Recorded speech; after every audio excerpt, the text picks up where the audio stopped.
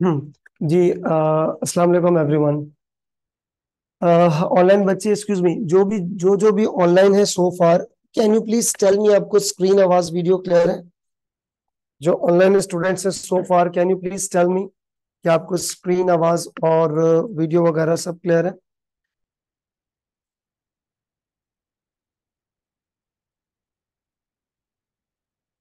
Okay, ठीक है, that's great. Okay, all right.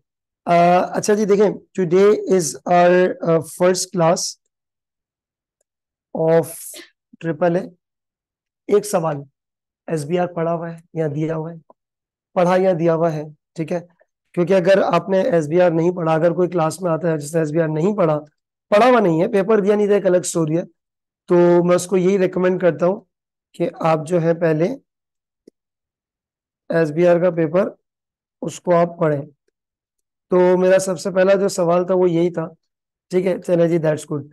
अच्छा, अब जरा देखें, excuse me, triple A, advance audit and assurance. सबसे पहले इसके बारे में थोड़ा सा हल्का सा इंट्रोडक्शन ले लेते हैं, फिर उसके बाद जो है वो नमाज ब्रेक लेके फिर आके हम इसको स्टार्ट करते हैं। ठीक है, देखो, सबसे पहला पॉइंट जो ट्रिपल ए है, एक बात तो आप मेरे ख्याल में जानते हैं कि आपको प्रोफेशनल मार्क्स के बारे में पता होगा कि प्रोफेशनल मार्क्स का जो है वो सिलसिला वो इधर भी है आपके पास।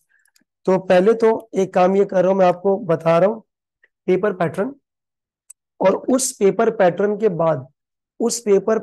बाद हम थोड़ा सा सिलेबस वगैरह डिस्कस करेंगे, और फिर आपके पास मैं कुछ रिक्वायरमेंट्स बता दूंगा कि ट्रिपल ए लेवल पर ये रिक्वायरमेंट्स आती ही आती हैं, यानी कि इन शॉर्ट वर्ड्स 50 नंबर तक की रिक्वायरमेंट तो अभी बता ही देंगे, पास तो अभी हो जाएंगे, और वो पढ़ना आपका काम है। ठीक है, जैसे मैं आपको बताऊं, F8 के अंदर होता था कि वो रिस्क और रिस्पॉन्स के ऊपर सवाल था, कंट्रोल्स के ऊपर सवाल था, सब्सेंटिव के ऊपर सवाल है।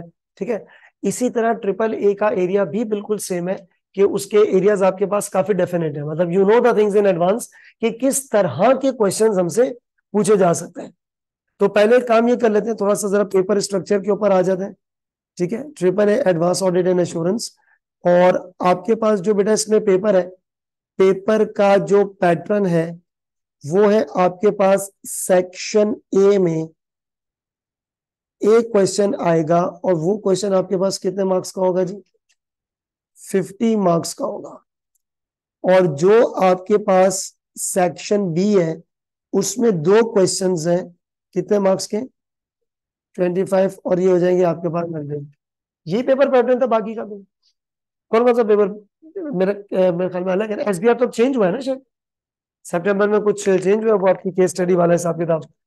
ठीक है, तो यहाँ पर तो ये आपके पास पेपर पैटर्न है। अच्छा, देखिए, सिलेबस वगैरह भी हम थोड़ी देर में इसको डिस्कस करते हैं। पहले मैं जरा आपको ट्रिपल ए के बारे में थोड़ा सा कुछ बता दूं। देखिए, ट्रिपल ए के अंदर एक चीज की कैरिड डाउन नॉलेज होना बहुत जरूरी है, और वो कौन सा पेपर है? Plus F8, SBR plus F8। जाहिर है ऑडिट है तो आपको F8 की तो बैकग्राउंड नॉलेज चाहिए। सेकेंडली, आपके पास एसबीआर लेवल की अकाउंटिंग आनी चाहिए। थर्डली, जो ट्रिपल ए के अपने जो आपके पास टॉपिक्स हैं वो तो फिर आपके पास यहाँ पर है। अच्छा, इसके अंदर साथ ही साथ इसमें आपके पास कुछ प्रोफेशनल मार्क्स भी ऐड हुए हैं। क्या ऐड हुए हैं आपके पास? Professional marks. एक काम ये करें, एक्सक्यूज मी, पता है वैसे आप लोग को प्रोफेशनल मार्क्स के हवाले से कौन से पेपर दिया अभी रिसेंट है? एएफएम एसबीएल, तो एएफएम में है प्रोफेशनल मार्क्स? हाँ, एएफएम में तो है, एसबीएल में भी है। क्या होते हैं क्या प्रोफेशनल मार्क्स? आप लोगों ने तो पढ़े हुए ना, तो आपको आइडिया तो होगा। बात को किस तरह से प्रेजेंट करें एग्जामिनर को। वो कुछ मतलब मैट्रिक्स होते हैं उनके कम्युनिकेटिंग कम्युनिकेटिव एक्टिंग इस टाइप के वो आपके बाद में आपके आंसर में देखते हैं कि वो उनको मिल रही है चीज या नहीं, हाँ, या आप एक लेवल पे जाके बात कर सकते हैं। बिल्कुल। मैं एक आपको एक चीज बताऊं, दोनों पेपर्स में ना डिफरेंस है, एएफएम में, एसबीएल में, और ट्रिपल ए के अंदर जाहिर है पेपर में डिफरेंस है। प्रोफेशनल मार्क्स का सिंपल, मैं आपको ये बात कहूं कि अपनी बात को खुल के एक्सप्लेन करना। एक तो चीज होती है ना लिख देना, एक चीज है बात को खुल के एक्सप्लेन कर देना बच्चों वाले अंदाज में। जैसे मैं आपको बोल रहा हूँ, बल्कि छोड़ो, वो जो प्रोसीजर है मैं आपको बताता हूँ। हर क्या कहते हैं, डिटेल डिस्कशन, अपनी कोई भी बात को खुल के एक्सप्लेन करना, वो प्रोफेशनल मार्क्स में आपके पास आता है, जिसमें आपकी सबसे इंपॉर्टेंट चीज एक टेस्ट होती है, and that is your language, your technical jargons. क्या चीज आएंगी आपके पास? टेक्निकल जार्गन्स, ठीक है, टेक्निकल जार्गन्स। अच्छा, इसमें इसमें जरा मैं आपको ये बता दूं एग्जैक्टली, इसमें जरा ये मैं आपको बता दूं, हमारे पास इस 100 में से ये जो 80% है ये आपके पास क्या है, ये टेक्निकल है, और जो 20% है वो क्या आपके पास, 20% क्या जी आपके पास, प्रोफेशनल मार्क्स, ठीक है। अच्छा, ये जो आपके पास 20% प्रोफेशनल मार्क्स हैं, मैं ये लिख रहा हूं and I want you people कि आप भी साथ साथ इसको नोटिस करते रहे, क्योंकि आज थोड़ा सा इंट्रोडक्शन करा के टाइम के अवेलेबिलिटी के हिसाब से मुझे लगा अगर टाइम नहीं है तो नहीं है, अगर है तो मैं पहला टॉपिक स्टार्ट कर दूंगा आज ही, क्योंकि हम बच्चे थोड़ी, हमारा काम तो पहली क्लास से पढ़ना है, आखिरी आखिरी पेपर है, आखिरी होगा योग सो किसी का लास्ट सेकंड लास्ट। तो यार ये जो प्रोफेशनल मार्क्स है, मैं आपको ये बता दूं, ये जो प्रोफेशनल मार्क्स है ये है कितने आपके पास, 20%। क्योंकि जो मैंने आपको जो डिटेल सिलेबस विजिट करवाना है ना, डिटेल सिलेबस टूर, वो आपके पास बहुत ज्यादा इंपॉर्टेंट है कि भाई सिलेबस किस चीज का है और ये आपके पास क्या चीजों के हवाले से। देखो भाई, प्रोफेशनल मार्क्स में आपके पास जो एक स्किल नजर आती है वो है आपके पास क्या, कम्युनिकेशन। एक है आपके पास स्केप्टिसिज्म एंड जजमेंट। बेटा ये स्केप्टिसिज्म और जजमेंट तो वैसे ही ऑडिटर में होनी चाहिए, एफएड में पढ़ा नहीं था, ये तो वैसे होनी चाहिए हमारे पास। एक है आपके पास एनालिसिस एंड इवैल्यूएशन। अच्छा, ट्रिपल ए की खास बात यह कि आपको ना एरियाज पहले से पता होंगे कि कहां कहां से एरिया से किस तरह का सवाल है, लेकिन वो पत्थर पे लकीर नहीं है। हाँ, उनमें से जो पत्थर पे लकीर है वो तो बता दूंगा, लेकिन हो सकता है उसके अलावा भी कुछ रिक्वायरमेंट आ जाए, तो मैं उन सारी रिक्वायरमेंट्स को पहले आपके साथ डिस्कस करूंगा और फिर बताऊंगा कि कौन सी रिक्वायरमेंट पे कौन सी स्किल अप्लाई होती है, यानी कि फलानी तरह की रिक्वायरमेंट लिखते वक्त आपके लिए ये वाली स्किल्स की जरूरत है। और चौथा है बेटा आपके पास कमर्शियल एक्यूमेन।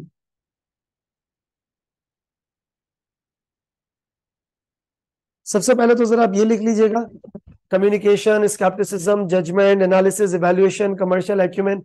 बेटा ये जो है आपके पास चीजें नजर आती हैं।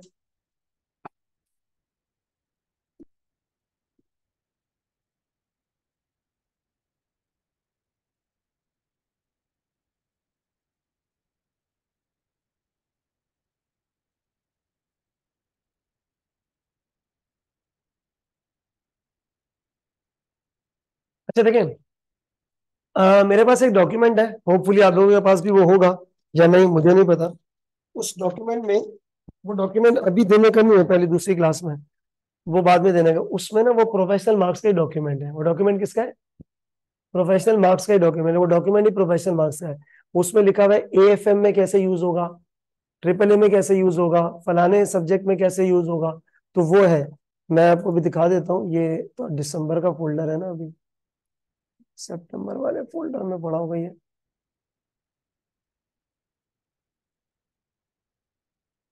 रहा प्रोफेशनल स्किल्स।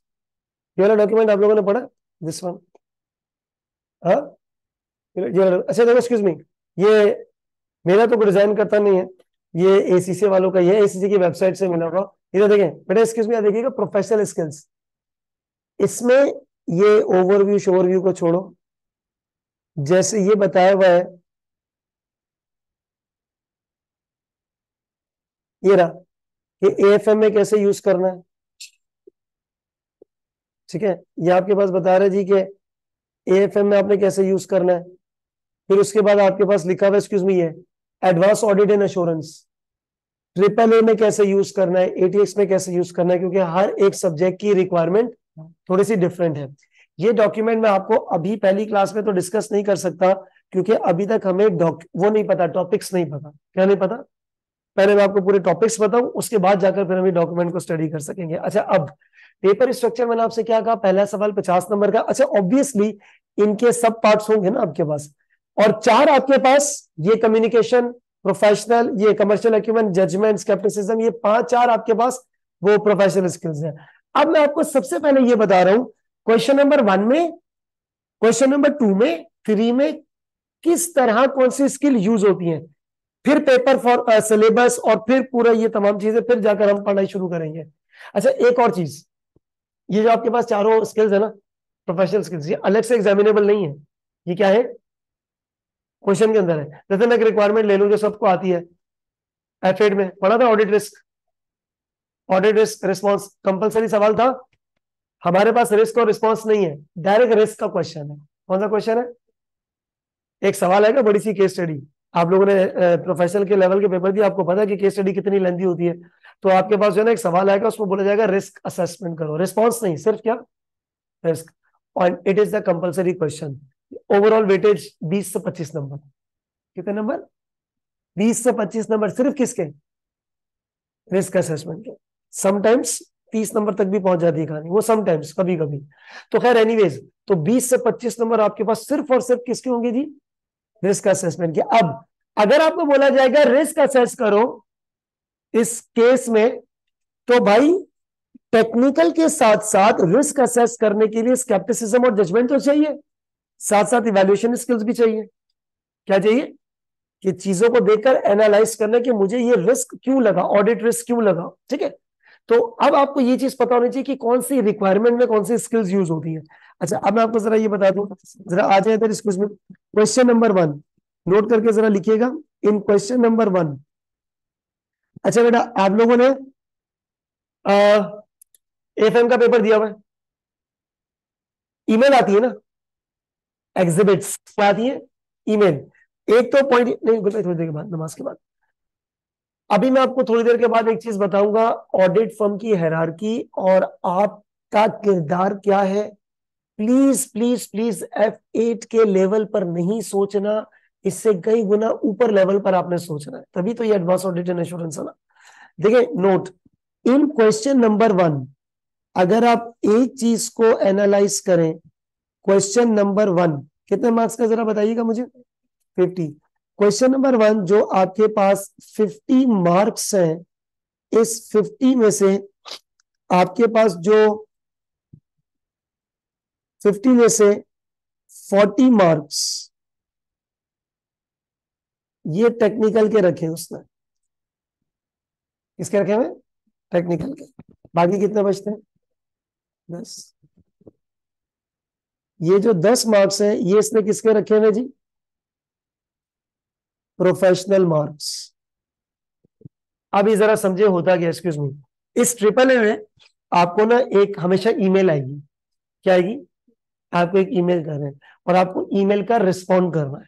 क्या करना है, और एक बात तो आप जानते हैं, ईमेल, लेटर, मेमो वगैरह, इन सब के फॉर्मेट्स होते हैं। क्या होता है आपके पास, फॉर्मेट्स। तो उस फॉर्मेट के 4 नंबर, उस फॉर्मेट के कितने नंबर है, क्वेश्चन नंबर 1 जो कि आपको एक ईमेल होगी, ईमेल के फॉर्म में होगी, फ्रॉम ऑडिट पार्टनर। कहां से ईमेल आएगी जरा बताइएगा, फ्रॉम ऑडिट पार्टनर। ठीक है, तो आपने उस ईमेल का रिस्पॉन्ड करना है। अब ये जो आपके पास 10 नंबर है प्रोफेशनल के, इसमें भी दो कैटेगरीज आप स्प्लिट करें, इसमें भी दो कैटेगरीज स्प्लिट करेंगे। इसमें जो 4 नंबर होंगे वो होंगे आपके पास सीधे सीधे किसके, कम्युनिकेशन के। एक्सक्यूज मी, 4 नंबर किसके आपके पास, सीधे सीधे कम्युनिकेशन के। बाकी कितने बचे, 6। और जो आपके पास 6 नंबर होंगे, मुझे नहीं पता कौन सा आएगा, आपको भी नहीं पता, क्योंकि वो रिक्वायरमेंट बताएगी। क्या बताएगी, requirement. Other 3 professional marks, other 3 professional marks. ठीक है, इसमें अदर 3 प्रोफेशनल मार्क्स हो गए। इसको जरा कॉपी कीजिए, फिर मैं क्वेश्चन नंबर 2 3 के हवाले से बता दूं।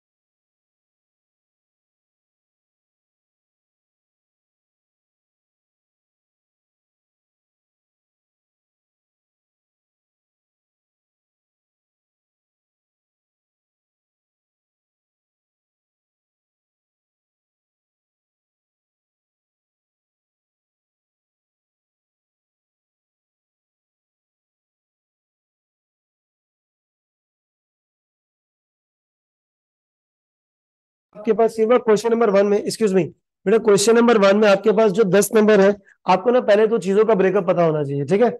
और एक और चीज, प्लीज इसको प्रोफेशनल टेक्निकल मार्क्स एलोकेशन के साथ पढ़िएगा, ठीक है। मैं आपको बताता रहूंगा टाइम टू टाइम कि देखो ये रिक्वायरमेंट है, ये इतने नंबर की है और है ही इतने नंबर की, बस खत्म।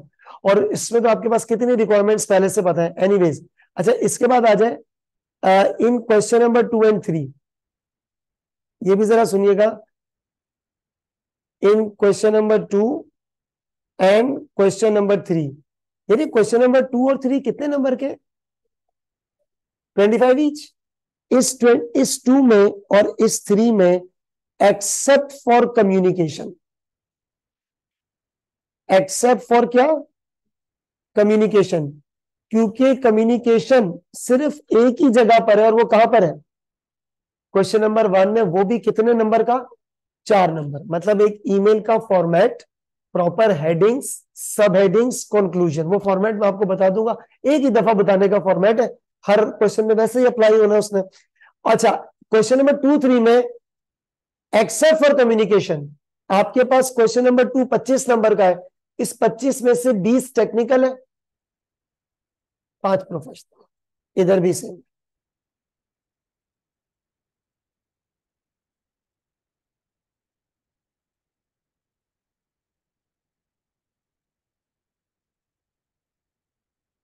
Other 3 professional marks.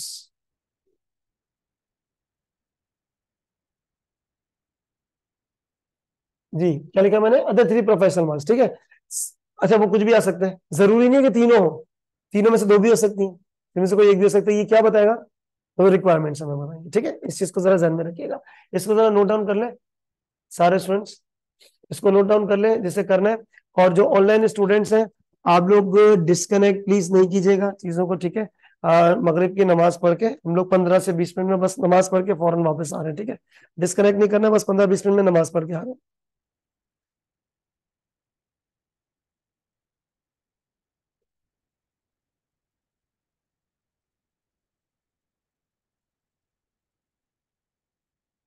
ठीक है भाई, नमाज पढ़ के 15 20 मिनट डिस्कनेक्ट नहीं करना आगे।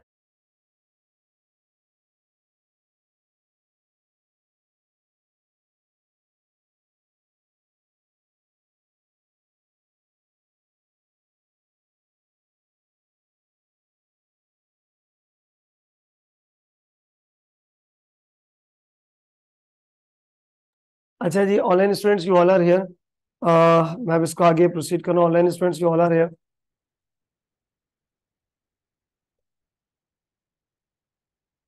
जी, you all are here, excuse me, online students जरा मुझे चैट बॉक्स पे रिप्लाई कर दें, सारे स्टूडेंट्स, चले जी, ठीक है। अच्छा, अब देखो, मैंने आपको अभी तक तो हमने सिर्फ और सिर्फ ये पेपर स्ट्रक्चर के बारे में ही बात की है, सही है। अभी सिलेबस को भी देख लेते हैं, और फिर कुछ रिपीटेड रिक्वायरमेंट्स को भी देख लेते हैं कि फ्रीक्वेंटली रिपीटेड रिक्वायरमेंट आपके पास कौन कौन सी है। पहले तो जरा आप सारे स्टूडेंट्स हेडिंग दे दीजिएगा, आपके पास ट्रिपल ए का सिलेबस, एक हेडिंग दे दो जरा सारे स्टूडेंट्स, ट्रिपल ए का सिलेबस। ये जो सिलेबस है वो आपको पता होना चाहिए कि क्या चीज है। अच्छा, मैंने पहले से कहा कि जो ट्रिपल ए का सिलेबस है, उसके अंदर एक चीज बल्कि 2 चीजें कैरी डाउन नॉलेज है, किस किस की, एफ8, जाहिर सी बात है एफ8 तो चाहिए चाहिए, और दूसरा क्या है, एसबीआर। और यहाँ पर जो हमारे पास अकाउंटिंग के स्टैंडर्ड्स होंगे, जी बेटा दिखा देता हूँ, ये रही पिछली स्लाइड, ये लो बेटा, जो हमारे पास अकाउंटिंग स्टैंडर्ड्स होंगे। अच्छा, आपने नमाज के बाद अभी ज्वाइन किया, ये लो पिछली स्लाइड, ये दो है, जल्दी से इसकी पिक्चर ले लो। आपका नाम क्या है, जूम यूजर के नाम से आ रहा है, आपका नाम क्या है, जो भी बेटा इसकी पिक्चर ले लो जल्दी से, फिर उसके बाद आगे बढ़े। ठीक है, अमारता, इसके बाद ये पिक्चर हो गया आपके पास इसकी, ठीक है। अभी ये भी कैप्चर कर लो। अच्छा, बाकी अब मैं आपको एक्सक्यूज मी बताने जा रहा हूँ ट्रिपल ए का सिलेबस, और पूरे सिलेबस को भी हमने सबसे पहले डिस्कस करना है कि वो क्या चीज है। आ जाए जी इसमें, देखो ट्रिपल ए का सिलेबस, इसमें वो नहीं है, टेस्ट ऑफ कंट्रोल्स नहीं है। क्या नहीं है, टेस्ट ऑफ कंट्रोल्स यहाँ पर दबे दबे लफ्जों में आ जाएंगे, अलग से एक टॉपिक नहीं होगा। बेटा इसका रिमोट ला दीजिएगा, ग्री का, ठीक है। अच्छा, ट्रिपल ए में, एक्सक्यूज मी बेटा, दबे दबे लफ्जों में आपके पास हो जाएगा, मतलब स्पेसिफिक टॉपिक नहीं है। सबसे पहला पॉइंट तो ट्रिपल ए का जो सिलेबस है, मेरे साथ साथ लिखना शुरू करें बेटा। एक तो है आपके पास रेगुलेटरी इन्वायरमेंट। अच्छा, ये जो मैं लिख रहा हूँ ABCD, ये सेक्शंस हैं, चैप्टर्स नहीं है, आपको पता है ना, सेक्शंस होते हैं जो सिलेबस के। एक तो बेटा क्या आपने पास साथ साथ लिखिएगा रेगुलेटरी रिक्वायरमेंट, सॉरी एनवायरमेंट लिखना चाहिए के साथ। आपके पास है बेटा क्या रेगुलेटरी रिक्वायरमेंट्स, एनवायरमेंट्स, हाँ वही वही इन्वायरमेंट, मैं रिक्वायरमेंट बस ऐसे ही चला गया। ठीक है, उसके बाद जो है आपके पास इसमें, थैंक यू गुल भाई।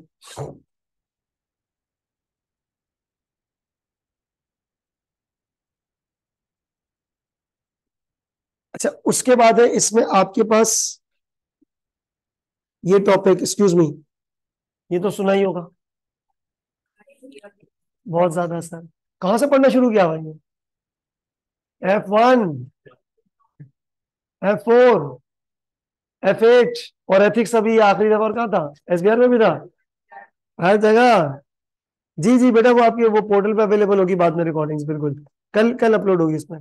अच्छा, सब जगह पर एथिक्स या एथिक्स नजर आ रहा है, ठीक है, सब जगह नहीं, नहीं पढ़ाई में है, पढ़ाई में है, प्रैक्टिकल में है नहीं है, वो मुझे नहीं पता, पता नहीं।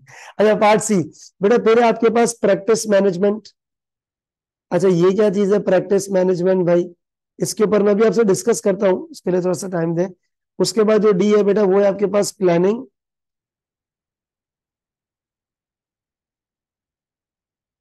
प्लानिंग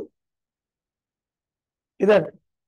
आपको एक बात याद है कि ऑडिट जो है वो प्लान से चल रहा होता है। Audit is not the surprise activity, सब प्लान्ड एक्टिविटी, सही है। तो आपके पास क्या बेटा, ये planning and conduct of audits.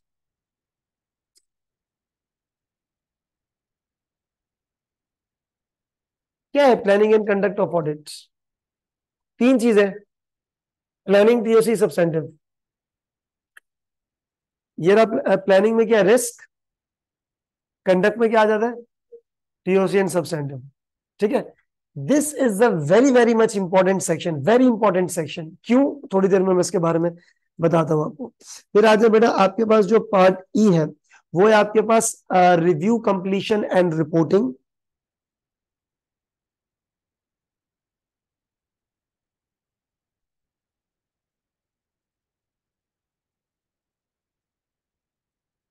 What is review, completion and reporting? Audit review और ऑडिट आपके पास रिपोर्टिंग, और फिर है इसमें आपके पास अदर असाइनमेंट्स।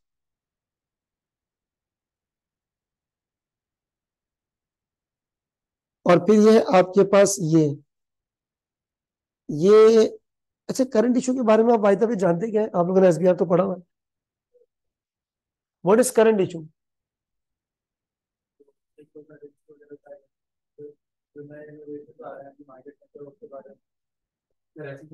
हाँ, और बिल्कुल जिस पे कोई स्टैंडर्ड नहीं है या कोई सब्जेक्टिव इम्प्लीकेशंस आ गई, जैसे कुछ टाइम पहले करंट इशू बड़ा चल रहा था वो क्लाइमेट से रिलेटेड, उसके ऊपर अकाउंटिंग इम्प्लीकेशंस क्या है, हमारे पास ऑडिट इम्प्लीकेशंस भी है। Now it becomes normal topic.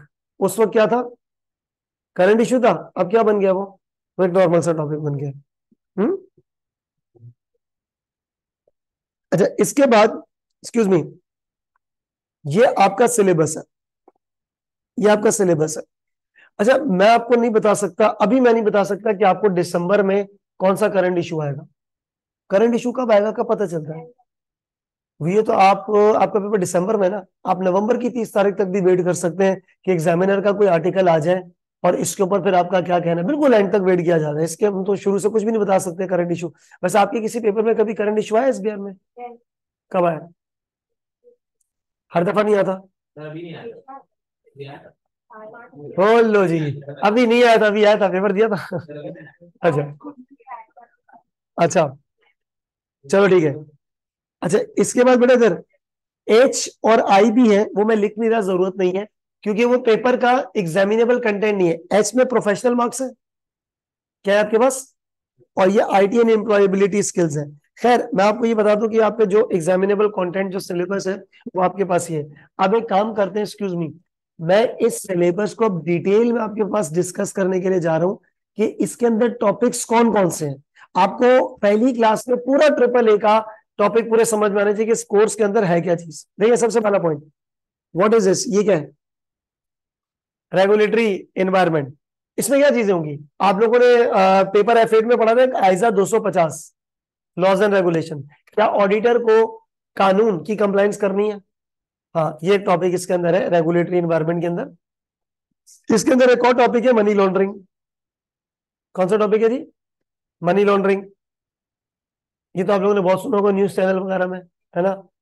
पकड़े जाते नहीं है, लेकिन हम सीख ले रहे हैं। ठीक है, हमारे पास पेपर में इसका सवाल भी है मनी लॉन्ड्रिंग का। सर क्या मनी लॉन्ड्रिंग का सवाल, अच्छा एक मिनट वेट करना, बताता हूँ बाद में। पेपर में आएगा या नहीं इसके बारे में कहने लगा था, वो बाद में। इस इन्वायरमेंट में, आप इस रेगुलेटरी इन्वायरमेंट में आपके पास दो किस्म की चीजें, compliance with laws and regulations, और दूसरी चीज क्या है? Money laundering. ठीक है, मनी लॉन्ड्रिंग इसके अंदर यहाँ पे मौजूद है। फिर आ जाए जी यहाँ पे, एक्सक्यूज मी, इसके बाद आ जाए यहां पर आपके पास नेक्स्ट एरिया कौन सा है? एथिक्स एंड व्हाट, इसको एक साथ ले आओ। एथिक्स एंड प्रैक्टिस मैनेजमेंट एक साथ ले आओ। एथिक्स वही है, self interest threat, self review threat. F8 में इसकी सिग्निफिकेंस किस लेवल पर थी? एमसीक्यूज पर मोस्टली। यहां पर आपके पास एमसीक्यूज तो नहीं है, जाहिर है, आपको टाइप करना पड़ेगा एथिक्स।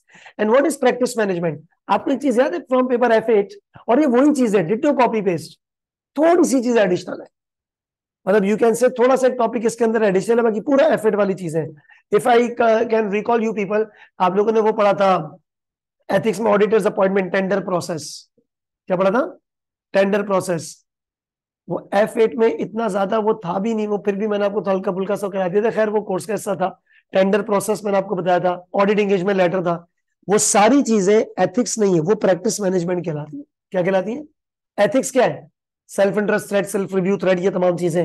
लेकिन प्रैक्टिस मैनेजमेंट का मतलब होता है कि ऑडिटर को अपनी प्रैक्टिस स्टार्ट कैसे करनी चाहिए। और इसके अंदर एक और मोस्ट इंपॉर्टेंट टॉपिक है क्वालिटी मैनेजमेंट का। किसका है? वो भी इसका ही है, प्रैक्टिस मैनेजमेंट का एक हिस्सा है। ठीक है, ट्रिपल ए लेवल पे बड़ा उसकी इंपॉर्टेंस है, बड़ी इसकी इंपॉर्टेंस है प्रैक्टिस मैनेजमेंट के साथ क्वालिटी मैनेजमेंट। एनीवेज, सर क्या ये पेपर में आता है एथिक्स और practice management? Answer is yes. Her time में आपको ये मिलेगा। कितने नंबर का, उसके लिए थोड़ा सा वेट कर जाए, वो अगली स्लाइड्स में मैं बताता हूँ, बस सिलेबस डिस्कस कर रहे हैं। Most important area, most important, extreme most important, इस एरिया में से आपके तकरीबन तकरीबन 30 से 35 नंबर सवाल में आते हैं। कितने नंबर बोले मैंने? 30 से 35 नंबर। और हम शुरुआत भी यहीं से करेंगे पढ़ना। ठीक है, 30 से 35 नंबर। भाई एक ऑडिटर क्या करता है? डायरेक्ट सब्सटेंटिव करता है या पहले टीयूसी करता है? पहले टीयूसी करता है, और उससे पहले क्या करना था? प्लानिंग। कुछ चीजें याद दिला रहा हूं, रिकॉर्ड से सुनना।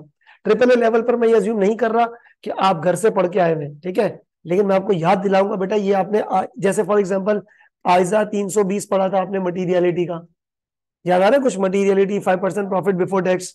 ठीक है, अब हाँ, F8 में अगर मैंने आप लोगों को यही टॉपिक सपोज 1 घंटे में पढ़ा है, तो यही टॉपिक इधर आपको 30 मिनट्स में पढ़ा दिया जाएगा। उसकी वजह पता है क्या है? F8 में इसका अलग से सवाल आ सकता है, इधर अलग से सवाल नहीं है, एक बड़े सवाल का एक कंपोनेंट है, तो यहां पर डायनामिक्स डिफरेंट है। तो वो मैं आपको याद, एक टॉपिक था असर्शंस, याद है? कुछ एसी से कवर भी कभी कुछ ऐसा असर्शन तो बताया था, तो वो असर्शन भी यहाँ पर मौजूद है। कुछ याद है? Inherent risk, control risk, detection risk, audit risk, पूरा डिट्टो कॉपी पेस्ट। फर्क इतना था, उधर इतना केस था, इधर इतने बड़े केसेस है, तो ये आपके पास एक लेवल का डिफरेंस आ जाएगा। फर्क इतना था, वहां पे F3 लेवल की अकाउंटिंग के ऊपर रिस्क निकाला था, यहाँ पर F7 एंड SBR। मैंने ऐसे SBR, that means SBR, F7 भी हो गया उसमें। अच्छा बेटा, इसमें जरा देखिएगा क्या चीज है। इसमें आपके पास है प्लानिंग, यानी कि वही रिस्क असेसमेंट, और दूसरा क्या लिखा हुआ है? Conduct. Conduct means TOC and substantive. और फिर उसके बाद क्या होता है? ऑडिट का कंप्लीशन एंड रिव्यू स्टेज होता है कि ऑडिट हैज बीन फाइनलाइज्ड, और उसके बाद फिर आप क्या एक्सप्रेस कर देते हो? Audit report. ठीक है, ऑडिट ओपिनियन। अब आ जाइए, व्हाट इज दिस? ये क्या है? ये क्या लिखा हुआ है? एफ में क्या लिखा हुआ है? Other assignments. क्या ये अदर असाइनमेंट्स? ये मैं आपको जरा बता दूं, देखें। हाँ, एक काम करो, अदर असाइनमेंट के ब्रैकेट में जरा लिख लेना नॉन ऑडिट सर्विस, मतलब नॉन ऑडिट वर्क है। Yes exactly Arsalan, non audit work, ये आप लिख लो जरा, नॉन ऑडिट वर्क। मतलब ये ऑडिट नहीं है भाई, ये क्या है?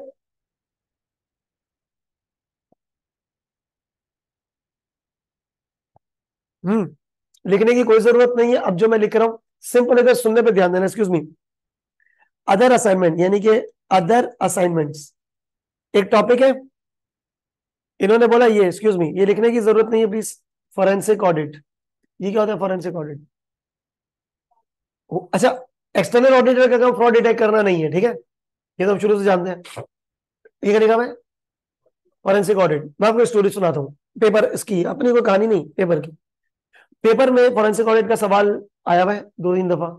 ये कोई हॉट टॉपिक नहीं है कि हर दफा आए आए, हर दफा आए आए वो ये वाली चीजें हैं, ठीक है। उसका ब्रेकअप मैं आपको बताता हूँ थोड़ी देर के बाद। फॉरेंसिक ऑडिट, इसमें क्या होता है कि आपके पास पहले से एक कंपनी में फ्रॉड वगैरह कुछ हुआ हुआ है, और आप एक फर्म ऑफ चार्टर्ड अकाउंटेंट हो, आपको बुलाया गया है कि बेटा यहाँ पे फ्रॉड हुआ है, इन्वेस्टिगेट करो। जैसे मिसाल, एक सवाल था, उसमें यह था कि ये कंपनी लैपटॉप और मोबाइल फोन बनाती है। क्या बनाती है? Laptop mobile. और गाड़ी, कंपनी की अपने वेयर हाउस में गाड़ी, ये पेपर का केस सुना रहा हूं मैं आपको। कुछ डब्बे चोरी हो गए। क्या चोरी हो गए? डब्बे चोरी हो गए, कुछ बॉक्सेस चोरी हो गए, यानी कि लैपटॉप का बॉक्स और मोबाइल का box thefted. Requirement, forensic audit procedure apply करो। क्या अप्लाई करो?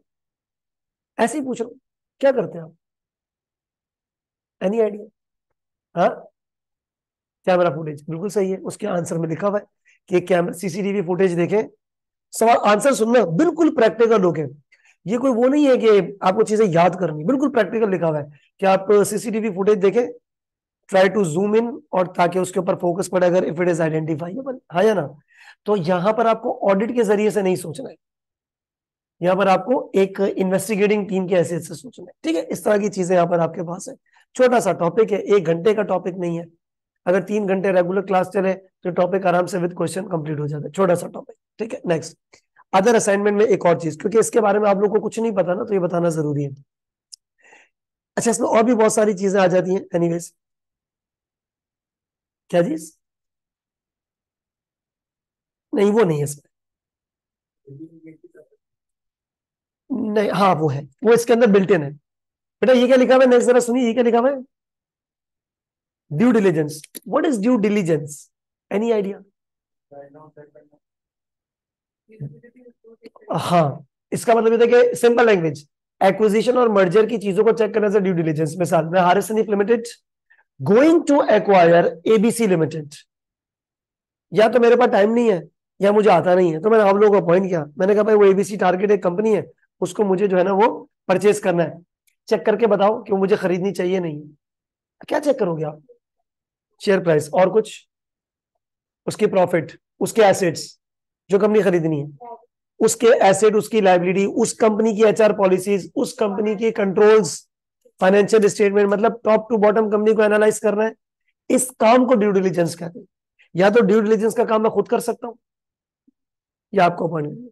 तो सिंपल लैंग्वेज में आपको बोला जाएगा, you are the auditor in firm of ABC associate, फलाना फलाना केस है, ये है ड्यू डिलिजेंस के प्रोसीजर लगाओ। क्या लगाओ भाई? ड्यू डिलिजेंस के प्रोसीजर। एक टॉपिक है आपके पास या अदर असाइनमेंट्स में। अच्छा, इसी तरीके से जी, जैसे उबर ने करीम को एक्वायर किया है, तो कैसे एक्वायर किया होगा?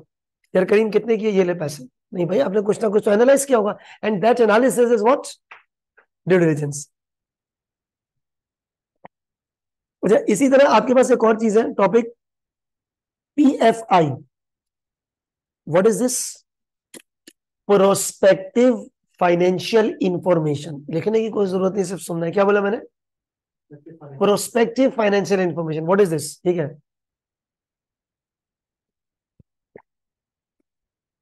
यस।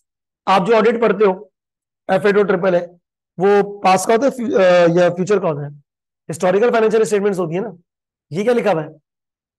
प्रोस्पेक्टिव क्या होता है? फ्यूचर के लिए। मिसाल, अभी जो आपने पूछा रिव्यू एंगेजमेंट, भाई मैं बैंक के पास गया, मुझे बैंक से लोन चाहिए, बैंक ने बोला हारिस भाई ये ना आप फोरकास्टिंग करके लाओ, ये 10 करोड़ रुपए का लोन क्यों चाहिए? क्या बैंक का राइट है मुझसे पूछना? तो मैं एक फिजिबिलिटी रिपोर्ट तैयार कर दूंगा। क्या तैयार कर दूंगा? फोरकास्टेड इनकम स्टेटमेंट और बैलेंस शीट बना दूंगा। हिस्टोरिकल नहीं है क्या है? बैंक के पास लेके गया, बैंक ने बोला हारिस भाई ये तो तूने खुद बनाई है, वो भी फ्यूचर की, किसी समझदार आदमी से चेक करा के आओ। तो मैंने आपकी फर्म को अपॉइंट किया, आई मीन योर फर्म को इंगेज किया, और बोला भाई ये फ्यूचर की फोरकास्टेड है, ये कैश फ्लो।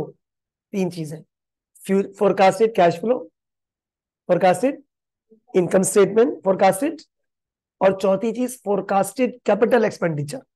फोरकास्टेड क्या? इन शॉर्टकट्स ये भी फाइनेंशियल स्टेटमेंट ही है भाई। लेकिन हिस्टोरिकल नहीं है। क्या ये फोरकास्टेड? तो आपको बुलाया, आपने आके चेक करना है। सबसे पहला प्रोसीजर आप यही लगाओगे, एस्टिमेशन मैनेजमेंट से डिस्कस करना कि क्या सोच के ये आपने फ्यूचर का एस्टिमेट किया हुआ। सही है, ये प्रोस्पेक्टिव फाइनेंशियल इंफॉर्मेशन है। तो इसको ऑडिट नहीं कहते, इसको रिव्यू एंगेजमेंट कहते हैं, जो आपने अभी मुझसे पूछा था। खैर, जब आएगी बात खत्म। एक और चीज इसमें आपके पास नजर आता है, और वो है सोशल एंड इन्वायरमेंटल ऑडिट। वो चीज क्या आपके पास?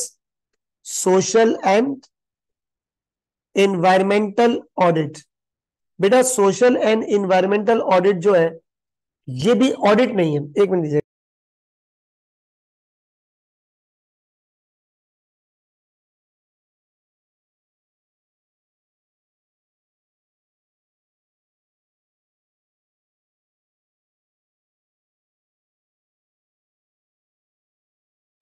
अच्छा जी, अब जरा यहाँ पे देखिएगा, क्या बोला मैंने आपसे? ये सोशल एंड एनवायरमेंटल ऑडिट। बेटा what is this social and environmental audit? ये क्या है? मतलब इन्वेस्टर बहुत ज्यादा इस बात को प्रेस करते हैं कि आप जो कंपनी जिसमें आप इन्वेस्ट कर रहे हो उसकी पोल्यूशन नहीं हो, स्टांस हाँ, एथिकल सेंस क्या, पोल्यूशन वगैरह लेवल नहीं होना चाहिए। कॉर्पोरेट से ईएसजी फैक्टर्स उसकी रिपोर्ट बनाई जाती है कि जब आप इन्वेस्टर्स को ताकि उनका कॉन्फिडेंस बूस्ट हो आपकी कंपनी में और आपकी कंपनी की जो मार्केट रेपुटेशन है उसको नहीं। That's it. और इस चीज को चेक करना, ये क्या है आपके पास? मतलब इन्होंने बिल्कुल सही बोला कि जो सोसाइटी के लिए कंपनी काम कर रही है, या जो सोसाइटी के लिए जो सोशल एंड एनवायरमेंटल एस्पेक्ट्स है कंपनी के, उससे रिलेटेड एक रिपोर्ट है। आपने एक टर्म सुनी होगी, एसबीआर में पढ़ी भी होगी I am sure, integrated report के नाम से। तो वो इस किस्म की चीज है। इंटीग्रेटेड रिपोर्ट का मतलब क्या है? बहुत सारी चीजें एक ही रिपोर्ट में कंबाइंड है।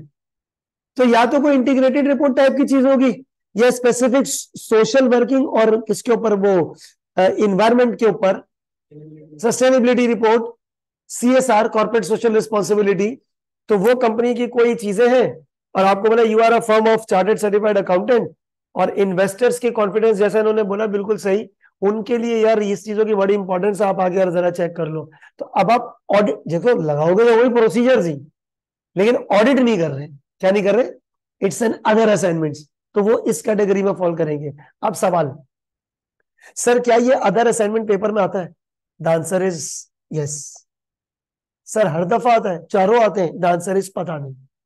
द आंसर इज पता नहीं। सर क्या हमें पेपर में आएगा? द आंसर इज आए तो मुझे भी बताना, मुझे क्या पता। अगर आया तो 5-8 नंबर का आएगा, या समटाइम्स 10-12 नंबर का भी आ सकता है, लेकिन टू बी वेरी ऑनेस्ट आता है। अगर मैं आपको वैसे पूछूं कि इन चारों में से कौन सा अदर असाइनमेंट आपको ज्यादा इंपॉर्टेंट नजर आता है?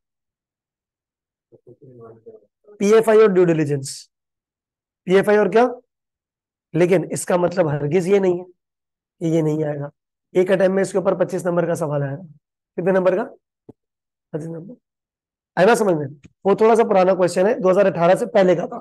ठीक है, तो ऐसा कुछ भी नहीं है, सब इंपॉर्टेंट है, सबकी इक्वल वेटेज है। ठीक है, ये अब आपने ध्यान में रखना है। हाँ जी। सोशल फैक्टर्स को लाजमी इंकॉर्पोरेट करते हैं तभी एएसएम के सिस्टम में जो पहला सवाल आया था कंप्यूटर उसमें वो सोलर पैनल्स की बात कर रहे थे और उसमें वो उन्होंने इस फैक्टर को हिडन तौर पे जोड़ा वो कि आपका सोसाइटी पे क्या इफेक्ट पड़ेगा। तो जो स्क्रूटनी होगी जो हम प्रोसीजर लगाएंगे तो एनवायरमेंटल ऑडिट पे भी उसी उसी एक्सटेंड के लगेंगे जिस तरीके प्रोसीजर्स, जो फाइनेंस हाँ बिल्कुल, वही आपको 2-2 3-3 लाइन के प्रोसीजर्स उसमें लिखने पड़ेंगे। मतलब उसमें जो हम मतलब बहुत डिटेल में बात कर रहे थे तो एनवायरमेंटल ऑडिट सभी डिटेल में बात, बिल्कुल एग्जैक्टली वो सवाल के जितने नंबर होंगे उस हिसाब से। और ये ऐसी सवाल है ना, थोड़े चालाक भी हैं। सोशल एनवायरमेंटल ऑडिट आपको पता है क्वेश्चन नंबर 1 में भी डाल सकते हैं। किसमें डाल सकते हैं? पार्ट बन सकता है किसी भी तरीके से, और अमूमन ऐसा बन जाता है। तो जो आपने बोला डिटेल में, बिल्कुल डिटेल में लिखा जाएगा। तीसरी बात, सर क्या पेपर में आएगा? The answer is yes. हमें आएगा नहीं, द आंसर इज पता नहीं। ठीक है, अब आ जाते हैं करंट इशू के ऊपर। एक्सक्यूज मी यार, ये करंट इशू क्या है? हम हमारा पेपर कौन सी विंडो में है? दिसंबर 2023 में, हाँ या ना? तो आज तो अभी पहली क्लास है, मैं अभी तो आपको करंट इशू नहीं बता सकता, ये सर नो, कोई भी नहीं बता सकता। तो करंट इशू का फाइनल फैसला कब होगा? नवंबर में। ठीक है, तो फिलहाल इसके ऊपर हम बात नहीं कर सकते। अच्छा आगे लिख दीजिएगा बेटा, आपके पास एच भी है, और वो है आपके पास प्रोफेशनल मार्क्स। आपके पास क्या है जी? प्रोफेशनल स्किल्स है। और आई भी है, वो है आईटी एंड एम्प्लॉयबिलिटी स्किल्स। इधर यार ये जो चैप्टर है ना, एक्सक्यूज मी, ये ये आपके पास एग्जामिनेबल कंटेंट्स है। यार ये जो आपके पास चैप्टर है ना, आईटी एंड एम्प्लॉयबिलिटी स्किल्स, ये कोई एग्जामिनेबल चैप्टर नहीं है। ये आपके एसएससी के हर पेपर की क्या प्लान के आखिरी के चैप्टर में होता है। उसमें क्या होता है, वो फॉर्मेट होता है यार, ये एग्जाम विंडो होती है, ये सेव होता है, ये उस पर, हाँ, उस तरह की चीजें, मतलब कोई कंटेंट नहीं है। प्रोफेशनल स्किल्स में मैंने आपको पहले ही बता दिया क्या चीजें। अच्छा, अब एक काम करें, सारे स्टूडेंट्स यहाँ पर एक हेडिंग लिखिएगा नोट करके, और ये सारी चीजें लिखना जरूरी है। आज की क्लास में मैंने आपका सबसे पहले ट्रिपल ए लेवल का माइंड सेट करना है। टाइम होता है तो टॉपिक शुरू करूंगा, वरना टॉपिक मंडे से, ठीक है। और वो माइंड सेट में थोड़ा सा टाइम लग जाएगा अभी। नोट, सबसे पहले मैं आपको ये बता रहा हूं कि जो हमारी हायरार्की है, हायरार्की ऑफ फर्म, यार आपकी फर्म में हायरार्की क्या है। देखिए, एक ऑर्गेनाइजेशन की हायरार्की होती है, इस बात को समझते हैं ना। किसी जगह पे छोटी हायरार्की है, किसी जगह पे हायरार्की ज्यादा है। एक चेजअप ऑर्गेनाइजेशन है, उसके अंदर भी हायरार्की है। यूनिलीवर में चले जाओ, हायरार्की और बड़ी नजर आ जाएगी, यस और नो। एचपीएल में चले जाओ, डिफरेंट हायरार्की है भाई, हर जगह हायरार्की डिफरेंट है। इसी तरह ऑडिट फर्म के ऊपर भी डिपेंड करता है, छोटी फर्म में हायरार्की कम है, बड़ी फर्म। मैं आपको जनरल हायरार्की बता रहा हूं, why, because it is very much important to know in advance in day one कि भाई तू है कौन इस पेपर के अंदर, और हमारा माइंडसेट क्या है। देखो, मैं हर पेपर में शुरू से बोलते हैं, अगर आप लोग को याद है या नहीं, F5 F8 वगैरह में, कि हर पेपर में अपना रोल जरूर समझें कि आप ऑर्गेनाइजेशन के किस रोल पे मौजूद है। F5 में I used to say to you people, यार you are the manager, company संभालनी है। ऑडिट में ऑडिट करना है, F7 में आपका किरदार डिफरेंट है, 6 में किरदार डिफरेंट है, इधर आपका किरदार डिफरेंट होगा। तो यहाँ पर रोल को समझना बहुत ज्यादा जरूरी है। Sir, hierarchy of the firm, सबसे पहले मैं आपको बता दूं, सबसे बेटा लास्ट में होते हैं आपके पास, जिसको हम लोग बोलेंगे ऑडिट जूनियर्स।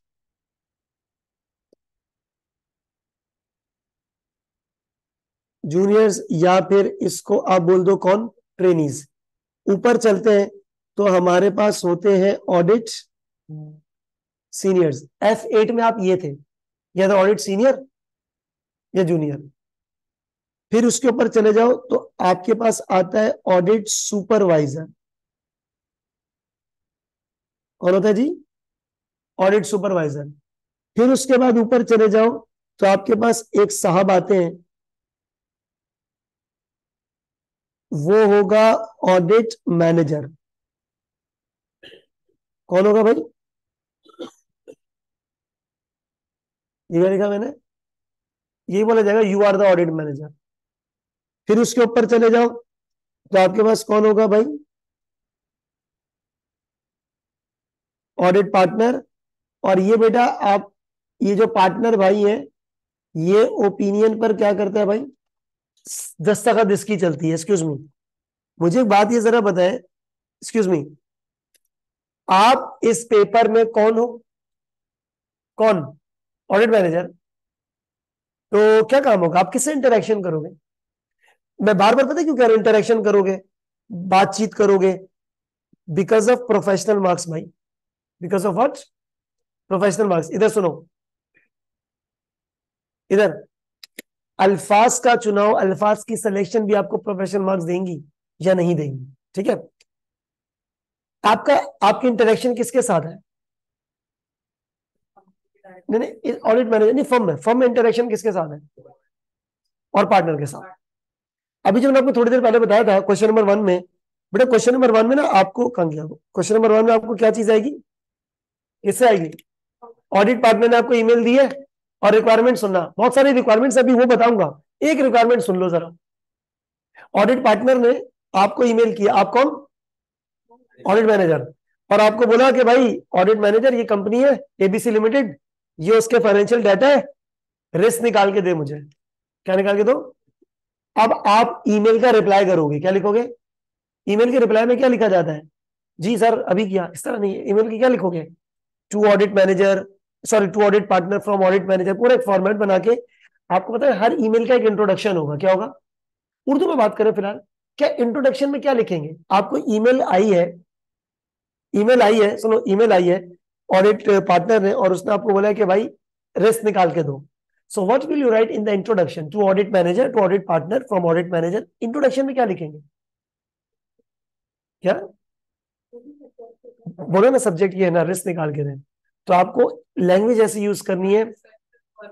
हाँ, these briefing notes include the evaluation or assessment whatever जो भी चीजें of audit risk as per your request. अब रिक्वेस्ट का लफ्ज नहीं लिखना, मैनेजर आप हो, पार्टनर आपसे रिक्वेस्ट करेगा या ऑर्डर दे रहा है, तो रिक्वेस्ट की जगह क्या लिखा जाएगा? As per your requirement, as per your. आप किससे बात कर रहे हो? ऑडिट पार्टनर से, तो ऑडिट पार्टनर ने आपको रिक्वेस्ट नहीं की होगी, यस और नो है, उसकी रिक्वायरमेंट होगी।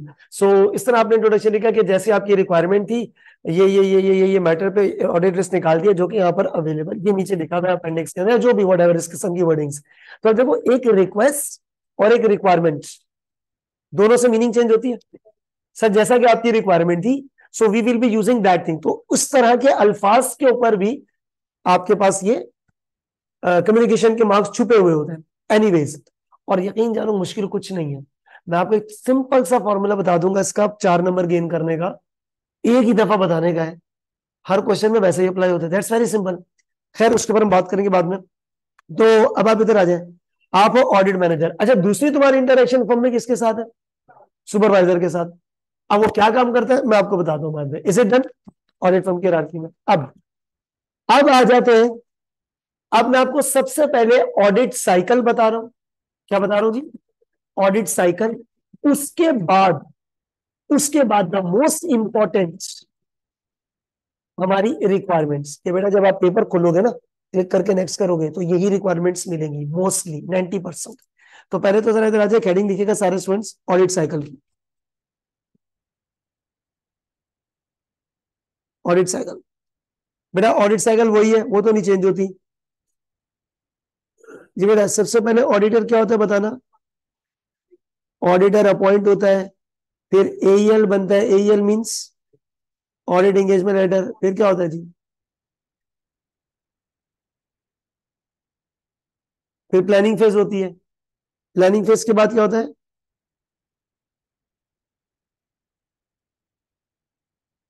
Performing audit. अच्छा, परफॉर्मिंग ऑडिट में दो चीजें आती हैं, क्या क्या? पीओसी और सब्सटेंटिव। और फिर उसके बाद क्या आ जाता है आपके पास?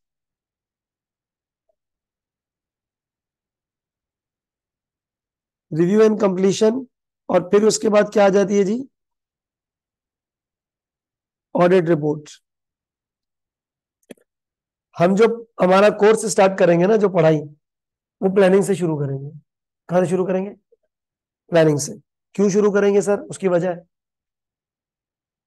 वजह सबसे पहली रिक्वायरमेंट ही वही है। वो भी कितने? 20-25 नंबर की। यानी कि पेपर पास होने के लिए 50 नंबर चाहिए, और 50 में से 25 नंबर कहां से नजर आ रहे हैं?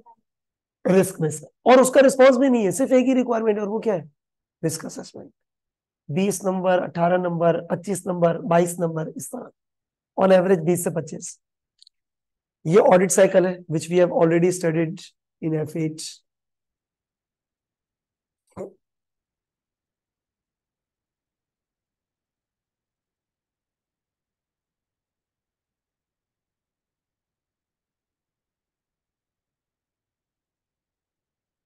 Is it done? Okay now excuse me. अच्छा, मोस्टली टॉपिक्स जो है ना, एक्सक्यूज मी, कुछ टॉपिक्स मैं आपको रजिस्टर में नोट कराऊंगा, कुछ टॉपिक्स के हैंडआउट्स दे दूंगा। आज कोई भी हैंडआउट नहीं है, लेकिन जितनी भी क्वेश्चन प्रैक्टिस होगी ना, कंप्यूटर पे होनी चाहिए। किसमें होनी चाहिए वो? क्योंकि आपको पता है, आप लोगों ने प्रोफेसर के एग्जाम्स दिए हैं, जो पेपर, जो सवाल आते हैं वो एग्जिबिट की फॉर्म में आते हैं, हर एग्जिबिट की सेपरेट विंडो है, ठीक है ना? तो ये इधर भी वही हिसाब किताब है। अब आ जाए, आपके पास एक हेडिंग लिखिएगा, repeated questions, sorry frequently repeated questions.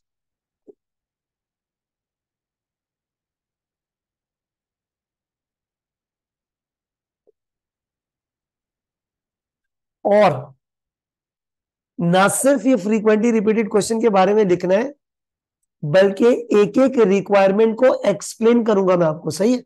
और अभी मैं आपको जब बताऊंगा ना यार, ये रिक्वायरमेंट रिव्यू स्टेज में होती है, ये फलानी स्टेज में होती है, तो आपको ये बात पता चल जानी चाहिए, ठीक है? लफ्ज क्या लिखा मैंने, फ्रीक्वेंटली रिपीटेड क्वेश्चंस। सबसे पहला पॉइंट क्वेश्चन नंबर 1 में, जी भाई क्वेश्चन नंबर 1, पहले ये बताया क्वेश्चन 1 किस फॉर्मेट में होगा, ईमेल की फॉर्म में होगा। किस में होगा, ईमेल की फॉर्म में। इसमें आपको एक सवाल मिलेगा और वो आपको सवाल मिलेगा रिस्क असेसमेंट का। एक्सक्यूज मी, कौन सा क्या चीज मिलेगी आपके पास, रिस्क असेसमेंट, क्वेश्चन नंबर 1। आपको इसमें एक और चीज मिलेगी और वो मिलेगी बेटा ये ऑडिट। पता है क्या, क्वेश्चन नंबर 1 का मिजाज समझे, क्वेश्चन नंबर 1 की बहुत ज्यादा प्रैक्टिस होनी चाहिए। इसका इसका एटीट्यूड समझे। क्वेश्चन नंबर 1 का क्या, एक्सक्यूज मी, ये सुनो। ईमेल की किसने, पार्टनर ने आपको बोला ये भी से लिमिटेड है, साथ इनकम स्टेटमेंट बैलेंस शीट भी अटैच करके दे देगा अगर करनी है तो, नहीं है तो नहीं भी करेंगे, बात दफा नहीं भी होती है। आपको पता बोलेगा रिस्क निकालो, क्या निकालो, पार्ट 2। रिस्क निकाल दिया पार्ट 1 में, पार्ट 2 पूरे रिस्क के ऊपर नहीं। जैसे रिस्क में 10 रिस्क है, इन्वेंट्री का रिस्क है, IFRS 9 का रिस्क है, आपके पास IAS 41 का रिस्क है, आपके पास गुडविल का रिस्क है, कंसोलिडेशन का रिस्क है। पार्ट 2 में बोला है यार ये IAS 41 जो बायोलॉजिकल एसिड है इसके ऊपर प्रोसीजर लगा के दे दो। यानी कि अगर मैंने 10 रिस्क निकाले तो 10 का रिस्पॉन्स नहीं है, कोई एक या दो। ट्रिपल ए लेवल के अंदर प्रोसीजर्स की वेटेज कम है, जबकि F8 लेवल पे प्रोसीजर्स की वेटेज, यहां पर किसी और चीज की वेटेज है, वो इसका कुछ और चीज है, मैं आपको भी बताता हूं। रिस्क असेसमेंट, दूसरा क्या बोला मैंने। अच्छा, इसमें एक सवाल आता है एथिक्स का भी, किसका भी, एथिक्स वगैरह का भी आपके पास सवाल आता है, एथिक्स की कमेंट्स। अच्छा, समटाइम्स नहीं भी आता। और अब मैं लिख रहा हूं अदर एरियाज।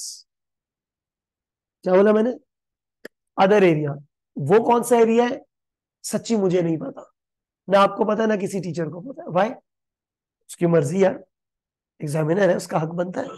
अब इधर आओ, number, excuse me, risk assessment, you will be receiving the question of risk assessment around कितने नंबर भाई, 20 से 25 नंबर, अराउंड 20 से 25 नंबर। सिर्फ कौन सा टॉपिक, इसका मतलब इस पेपर को बहुत अच्छे से परफॉर्म करने के लिए, in order to pass out, which topic, कौन सा टॉपिक आपका सबसे स्ट्रांग होना चाहिए। एंड सो हम लोग पढ़ाई भी यहीं से शुरू करेंगे, ठीक है।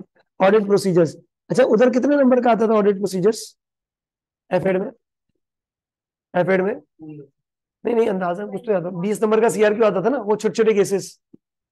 इधर आपके पास 5 से 10 नंबर है, कितने नंबर है, 5 से 10 नंबर। सब कुछ केसेस है जिसमें 5 नंबर के प्रोसीजर लिखने हैं, खत्म।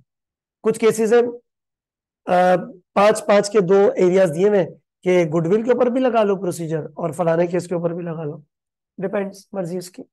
अच्छा, फिर आपके पास ये भी आ जाएगा 5 से 10 नंबर का, मुझे नहीं पता 5 का आएगा, 10 का आएगा, 6 का आएगा, 7 का आएगा, अराउंड 5 to 10 मार्क्स आपके पास ये भी।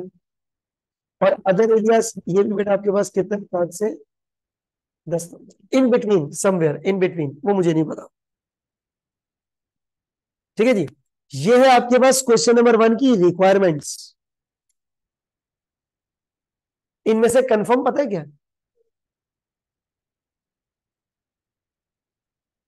ये दोनों कंफर्म है। And what about ethics, confirmed, but highly probable है, नॉट 100%। भाई पता है क्यों, क्योंकि कुछ कुछ अटेम्प्ट्स ऐसी हैं, सुनो, जिसमें क्वेश्चन नंबर 1 में एथिक्स नहीं था, फिर पता है कहा था, क्वेश्चन नंबर 2 3 में था। कहा था, क्वेश्चन नंबर 2 में था या 3 में था। अभी आजकल क्वेश्चन नंबर 1 में आ रहा है, तो क्वेश्चन नंबर 2 3 में नहीं आएगा, मतलब एथिक्स आएगा जरूर, ठीक है। एन एथिक्स के ऊपर कमेंट्स देना।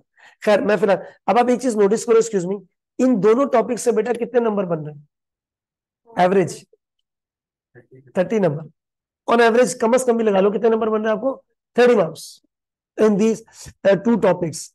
और इसमें आपके पास सिर्फ 2 मुझे स्किल्स चाहिए आपकी, नंबर 1 SBR की, और नंबर 2 ऑडिट की। नंबर 2 क्या चाहिए, ऑडिट की, क्योंकि इसमें जो अकाउंटिंग स्टैंडर्ड्स होंगे वो फिर जब मैं आपको बताऊंगा तो बता दूंगा यार। फ्रीक्वेंटली हर अटेम्प्ट को आप उठा के देख लो एग्जाम किट में से, चंद IAS की लिस्ट बता दूंगा, यही घूम फिर के आ रहा हूं। हाँ 90 कुछ भी आ सकता है, वैसे तो कुछ भी आ सकता है, लेकिन चंद आईएएस है जो आपको हर दफा केस में नजर आ रहे होंगे, ठीक है। सो जब हम कभी सवाल कर रहे होंगे तो आपको लगेगा, ऐसी फीलिंग है कि यार ये तो एसबीआर का क्वेश्चन है, फिर पता लगेगा नहीं नहीं नीचे लिखा हुआ है रिस्क निकालो, क्या निकालो, या प्रोसीजर लगाओ। तो इस किस्म की चीजें भी हैं आपके पास। Is it done? ये क्या है, कौन सा सवाल है बेटा? Question number 1। अब आ जाओ नेक्स्ट, क्वेश्चन नंबर 2, 3। एक हेडिंग लिखिएगा बेटा, question number 2 and question number 3। इन दोनों में बेटा, इन दोनों के ऊपर मैं अगर आपसे बात करूं, क्वेश्चन नंबर 2, 3 में आपके पास क्या है?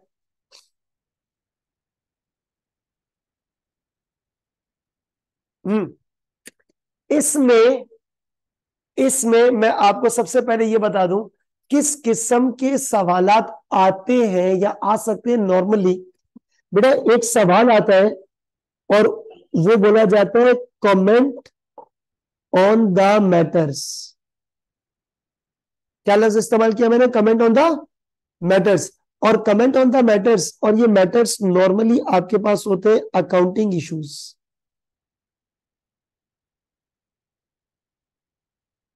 इधर सिर्फ लिखना नहीं है, माइंडसेट बनाना है। आप कौन है? Audit manager. अच्छा मैं एक फर्जी फिगर बोल रहा हूं और बहुत आसान बोल रहा हूं, बहुत आसान बोल रहा हूं, F3 के बच्चे को भी पूछ लो बता देगा, ठीक है। जरा ध्यान से सुनो, एक्सक्यूज मी इधर। बिल्कुल इजी सी चीज मैं आपसे डिस्कस कर रहा हूं, एक्सक्यूज मी। रिक्वायरमेंट यही होगी और मुझे आंसर करना है, एक्सक्यूज मी। आप एक कंपनी के ऑडिट मैनेजर हो और क्लाइंट एंटिटी में ईयर एंड के बाद जो है वो थोड़ा सा आग वाग लग गई थी, सारा स्टॉक उसका जल गया, और ये मामला जो है वो कंपनी ने एडजस्ट करके आपको प्रेजेंट कर दिए। क्या करके? Comment on the matters. पहले मुझे बताओ, एंट्री मैंने सही, अकाउंटिंग ट्रीटमेंट मैंने सही किया गलत किया? गलत किया है। क्या किया हुआ है? ये इशू हुआ है, ये एक इशू 4 लाइनों में लिखा है कि ईयर एंड के बाद, मैं एक मिसाल दे रहा हूं, ईयर एंड के बाद भाई फैक्ट्री में आग लगी थी और इसकी एडजस्टमेंट्स कंपनी ने कर दी है। एक मिनट, एक मिनट, ये क्या लिखा हुआ है? आपका क्या कमेंट होगा इसमें, क्या तबसरा करेंगे? कमेंट करना आता है ना, फेसबुक वाला कमेंट नहीं, यो ब्रो, नहीं नहीं वो नहीं। तो मैं इसमें आपने क्या चीज कमेंट करनी है? पूरा अच्छे तरीके से आंसर ड्राफ्ट करना तो बात की स्टोरी है ना, वो छोड़ दें। कमेंट क्या करेंगे? IS10? नहीं, सबसे पहले IS10 बताना है आपने। क्या बताना है? IS10। अब देखो, अब IS10 की लैंग्वेज आप इस्तेमाल करें तो बहुत ज्यादा अच्छा है। जैसे मैं एक मिसाल दूं, अब ये लैंग्वेज में प्रोफेशनल वर्ड्स कैसे ऐड होते हैं ये सुनना, मुझे बताना मैंने इसमें कुछ सही लिखा है या गलत लिखा है।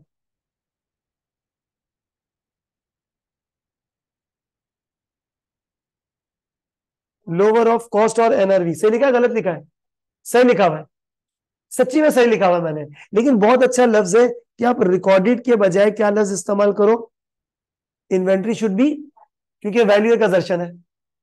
तो ये जो टेक्निकल जार्गन है ना, उसके लिए मैं आपको प्रेफर करूंगा कि अकाउंटिंग स्टैंडर्ड की लैंग्वेज लिखो। किसकी लैंग्वेज लिखो? इन्वेंट्री शुड बी रिकॉर्डेड नहीं, inventory should be valued at. तो वैल्यू का लफ्ज एक ज्यादा है, क्योंकि वैल्यू का मतलब पता है क्या है? रिकॉर्डेड का मतलब होता है कि ट्रांजैक्शन तुम शुरू में भी रिकॉर्ड करते हो। बेटा आज मैंने आपको एक चीज बेची है, रिकॉर्ड कर लूंगा, हाँ या ना? जबकि वैल्यूएशन का मतलब पता क्या होता है? Ending value. कौन सी वैल्यू? Closing value. मैंने इन्वेंट्री खरीदी थी 25 रुपए की, तो उस वक्त मैंने रिकॉर्ड किया था ना, उसकी कंडीशन खराब हो गई, मैं लोअर पर लेकर आया, एंड पर उसको मैंने वैल्यू किया। तो उसके लिए टर्म क्या इस्तेमाल करेंगे? बात समझ ना, थोड़ी सी ये इस किस्म की बारीकी, अकाउंटिंग स्टैंडर्ड्स। एनीवेज, इतनी अभी फिलहाल ना सोचें। अच्छा भाई, आप सबसे पहले तो डिफाइन कर दोगे IS10। क्या कर दोगे? IS10। आप बोलोगे देखो IS कहता है ये एडजस्टिंग है, और साल खत्म होने के बाद अगर किसी चीज की हिंट नहीं होती है तो वो तो नॉन एडजस्टिंग है। तो कंपनी ने गलत किया है। कंपनी ने क्या किया है? जिसकी वजह से आपकी फाइनेंशियल स्टेटमेंट की फलानी फिगर या तो ओवर स्टेट हो गई है, लिहाजा आगे क्या लिखना चाहिए? हाँ, कॉन्सिक्वेंसेस के अलावा अब क्या लिखेंगे? अच्छा ये जो आपने बताया ना, ये मैं आंसर ड्राफ्टिंग में चीजें इस तरह की लिखाऊंगा, अभी नहीं। बेटा एक्सक्यूज मी, आगे क्या लिखोगे? एक छोटी सी लाइन और ऐड कर देना। हाँ, करेक्शन। लिहाजा कंपनी को चाहिए कि नॉन एडजस्टिंग जो किया है ना, उसको आप रेक्टिफाई करो और एडजस्ट नहीं करें। क्या करें? डिस्क्लोज करें नॉन एडजस्टिंग इवेंट, यानी कि थोड़ी सी करेक्शन टाइप की चीज बता दी। आपने जो भी चीजें बोली ना, 2-4 पॉइंट्स, वो मैं आंसर ड्राफ्टिंग में बेटा पॉइंट बताऊंगा कि what is the rule what is there, गलत है तो ठीक कर रहा है, ठीक है, आगे बढ़े बेटा। इधर वर्किंग पेपर पता है, हाँ या ना, याद है वर्किंग पेपर्स, बस ठीक है, उसको ध्यान में रखिएगा। इधर एक और आपके पास रिक्वायरमेंट है, और बेटा वो रिक्वायरमेंट क्या है जरा ये सुनिएगा। व्हाट, ये लिखे हैं, ये लिखे, ये बहुत इंपॉर्टेंट चीज है जो मैं आपके साथ पहली क्लास में डिस्कस कर रहा हूं। What evidence will you expect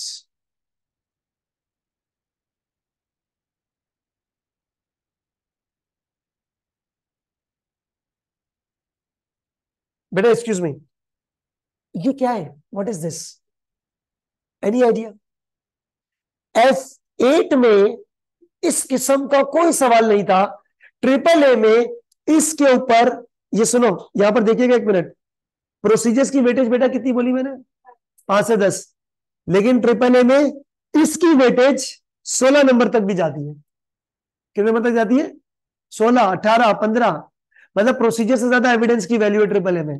ये क्या है? अच्छा मुझे एक मिनट, कोई बच्चा आप में से, एक्सक्यूज मी, मुझे प्लीज आंसर जरूर करना, बता सकते हैं कि ये क्या सवाल है? और तुम लोग ऑडिट मैनेजर तो हो, ऑडिट की कौन सी स्टेज में हो?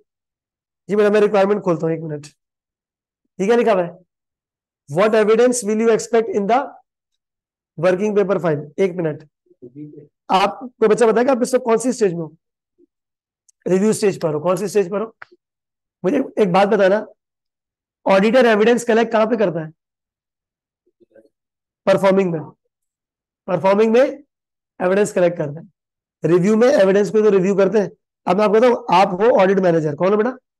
Audit manager. ये जरा सुनिएगा, मैं हारिस सनीफ आपका जूनियर हूं, मैं, आपने मुझे भेजा, you people who are you people in the firm, audit manager, आपने मुझे भेजा, आपने बोला हारिस भाई जाके ये इन्वेंट्री चेक करके आओ, मैं जूनियर में गया, इन्वेंट्री चेक करके आ गया। क्या मैंने वर्किंग पेपर बनाए होंगे? क्या बनाए होंगे? किसने? जूनियर ने। वो वर्किंग पेपर फाइल में आपकी खिदमत में लेकर आ गया, अभी वर्किंग पेपर फाइल ओपन नहीं हुई है, गौर से सुनना और आंसर करना, वर्किंग पेपर फाइल ओपन नहीं हुई है। लेट्स टेक बच्चों वाली एग्जांपल, बच्चों वाली एग्जांपल, कंपनी ने प्रॉपर्टी खरीदी हुई है, क्या खरीदी हुई है? प्रॉपर्टी। आपने मुझे भेजा है, आपने बोला हारिस भाई जाके प्रॉपर्टी खरीदी कंपनी ने, चेक करके आओ, ठीक है, मैं गया, मैंने अपने प्रोसीजर लगा दिए, और वर्किंग पेपर फाइल बंद है, अभी किताब खुली नहीं है वर्किंग पेपर फाइल की। आपसे बोला गया है ऑडिट मैनेजर, अंदर क्या निकलेगा? अंदर क्या निकलेगा? What evidence will you expect in your working paper file? मतलब अभी तक वर्किंग पेपर फाइल ओपन नहीं की है। आपसे बोला गेस करो अंदर क्या क्या एविडेंस, क्या एविडेंस लगे होंगे, जरा मुझे बताना, क्या एक्सपेक्ट करोगे, क्या एक्सपेक्ट करोगे अंदर, क्या एविडेंस? आपने बोला प्रॉपर्टी खरीदी हुई है। अच्छा एक सुनना, इन physically visit the property to verify the existence, ये काम तुमने किया या जूनियर कर चुका है? जूनियर कर चुका है। मैं हारिस जूनियर आपका, मैं गया उस प्रॉपर्टी में, मैंने देखा मेरी प्रॉपर्टी एग्जिस्ट करती है, तो मैं आके आपको क्या एविडेंस दूंगा? तो क्या एविडेंस दूंगा? अल्फाज में बोलूंगा मैडम वो मैं देख कर वो प्रॉपर्टी एग्जिस्ट करती है, ओरल एविडेंस पे तो भरोसा किया ही नहीं जाता। ना ना ना ना ना बेटा, एग्जिस्टेंस की चीज, फोटोग्राफ क्या होनी चाहिए? सपोज, सपोज नहीं तो वो तो फिर आप बोलो सर छोटी सी वीडियो बना दो। अब क्या चीज है, फॉर एग्जांपल मैंने आपको बोला रूम नंबर G3 में 4 कंप्यूटर्स ला के रखे हुए, आपने मुझे बोला हारिस भाई जरा देख कर आओ, मैं देख कर आके आपको बता दिया है, हो सकता है मैं ना गया हूं, so it is the thing I should capture the pictures, ठीक है। तो एक चीज, what evidence will you expect, आप बोलोगे अंदर क्या एक्सपेक्ट करोगे कि यार ये 2-4 सेल्फियां लेकर आया होगा प्रॉपर्टी के साथ, हाँ या ना? एक और चीज, inspect the bank statement to confirm 25 crore रुपए has been transfer to the seller. ये हरकत, ये प्रोसीजर तुमने करने या मैं करके आ चुका हूं? करके आ चुका हूं। जैसा लो, आप मुझसे क्या एक्सपेक्ट करोगे कि मैं आपके लिए क्या लेकर आऊंगा? बैंक स्टेटमेंट की फोटोकॉपी, बैंक स्टेटमेंट की, यानी कि एविडेंस लिखते वक्त आपका दिमाग ना दोनों साइड पे चलना चाहिए, एविडेंस पे कम, प्रोसीजर पे। इस पे मैं तुम्हें ट्रिक बताऊंगा, इस किस्म का सवाल आए ना तो आप अपने आप को जूनियर ही समझो। क्या समझो? 4 प्रोसीजर सोच लो कि अगर तुम जूनियर की जगह होते तो क्या करते। एक और चीज, अभी आपने क्या बोला, legal transfer deed, transfer of ownership, mister A से मिस्टर बी ने परचेज कर लिया, तो क्या प्रॉपर्टी की लीगल ट्रांसफर डीड देखी होगी? ये काम तुमने करना है, जूनियर करके आ चुका है, तो तुम मुझसे क्या एक्सपेक्ट करोगे? क्या लूंगा आपके लिए मैं? किस चीज की फोटोकॉपी? ट्रांसफर डीड की फोटोकॉपी। तो वर्किंग पेपर फाइल अभी खुली नहीं है, वर्किंग पेपर फाइल अभी बंद है। और ये सवाल आता है, और बाकायदा सवाल पता है क्या है, ये दोनों रिक्वायरमेंट इकट्ठी पूछी जाती है। Comment on the matters and what evidence will you expect in your working paper file. एक छोटा सा केस है 8-9 नंबर, फिर पार्ट बी दूसरा केस 8-9 नंबर। आई बात समझ में? इस तरह आपके पास स्टोरी चलेगी। What evidence will you expect in your working paper file. अच्छा, यहां पर मैं एरो मार के लिख देता हूं कि working paper file not open yet.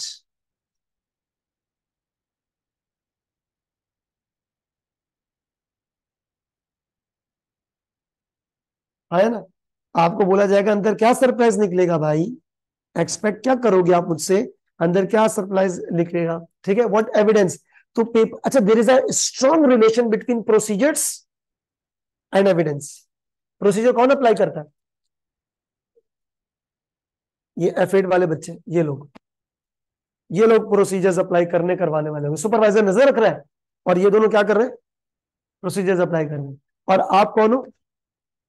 Manager है। यानी कि इन शॉर्ट वर्ड्स, आप इनके काम को रिव्यू कर रहे हो, और ये रिव्यू करने के लिए इवैल्यूएशन स्किल्स की जरूरत है। किसकी जरूरत है?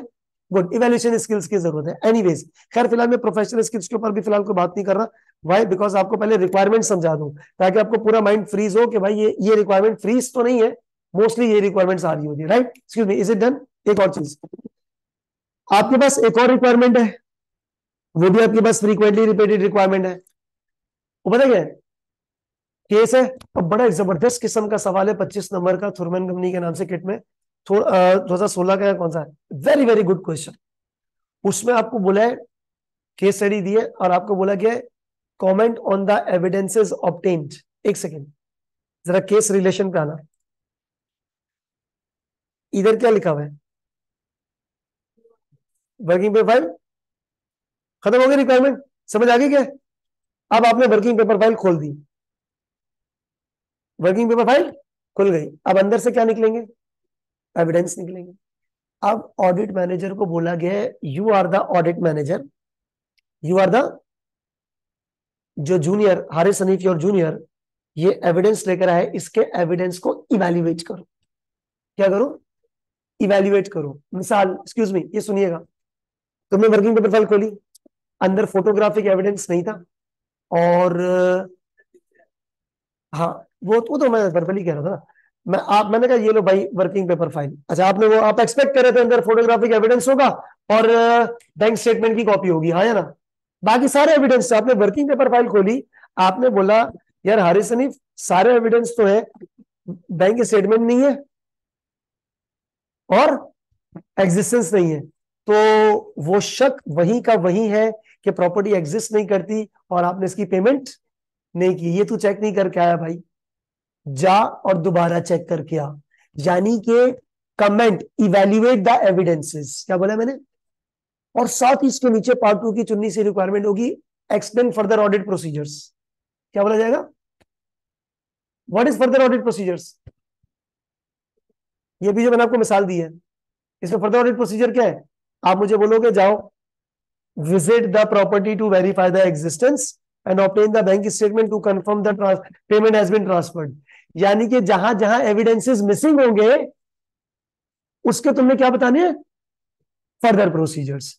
अब वर्किंग पेपर फाइल ओपन हो चुकी है, आई बात समझ में? तो बेटा इसमें जरा लिखिएगा कमेंट या फिर इवैल्यूएट द, बेटा या फिर आपने क्या लिखना है? कमेंट या इवैल्यूएट द एविडेंसेस, कमेंट या इवैल्यूएट द एविडेंसेस, एरो मार के लिखना है क्या ये आपके पास सफिशिएंट एंड, सफिशिएंट एंड क्या बेटा, ये अप्रोप्रिएट है या नहीं? और पूरा का पूरा ट्रिपल बिल्कुल ऐसा है कि जैसे आप ऑडिट के ऊपर एस से लिख रहे हो, इतनी डीप ब्रीफ आपको आंसर करना है, तब ब्रीफिंग आपको करनी है। अच्छा बेटा, इसका मतलब क्या है कि यहाँ पर आपके पास वर्किंग पेपर्स खोल चुके हो या अभी नहीं खोले, ओपन हो चुके, आपने एविडेंस देखे और यू आर नाउ इवैल्यूएट। तो बेटा कौन सी स्किल्स की जरूरत है प्रोफेशनल में? प्रोफेशनल स्केप्टिसिज्म तो पूरे ऑडिट में आपके साथ साथ चलेगा मैग्नेट की तरह, वो तो है ही है। लेकिन इसके अलावा आपको कौन सी स्किल्स की जरूरत है? इवैल्यूएशन की, एनालिसिस एंड इवैल्यूएशन, ठीक है ना। अच्छा जी, इसका मतलब क्या है कि बेटा जो आपके पास वर्किंग पेपर फाइल है,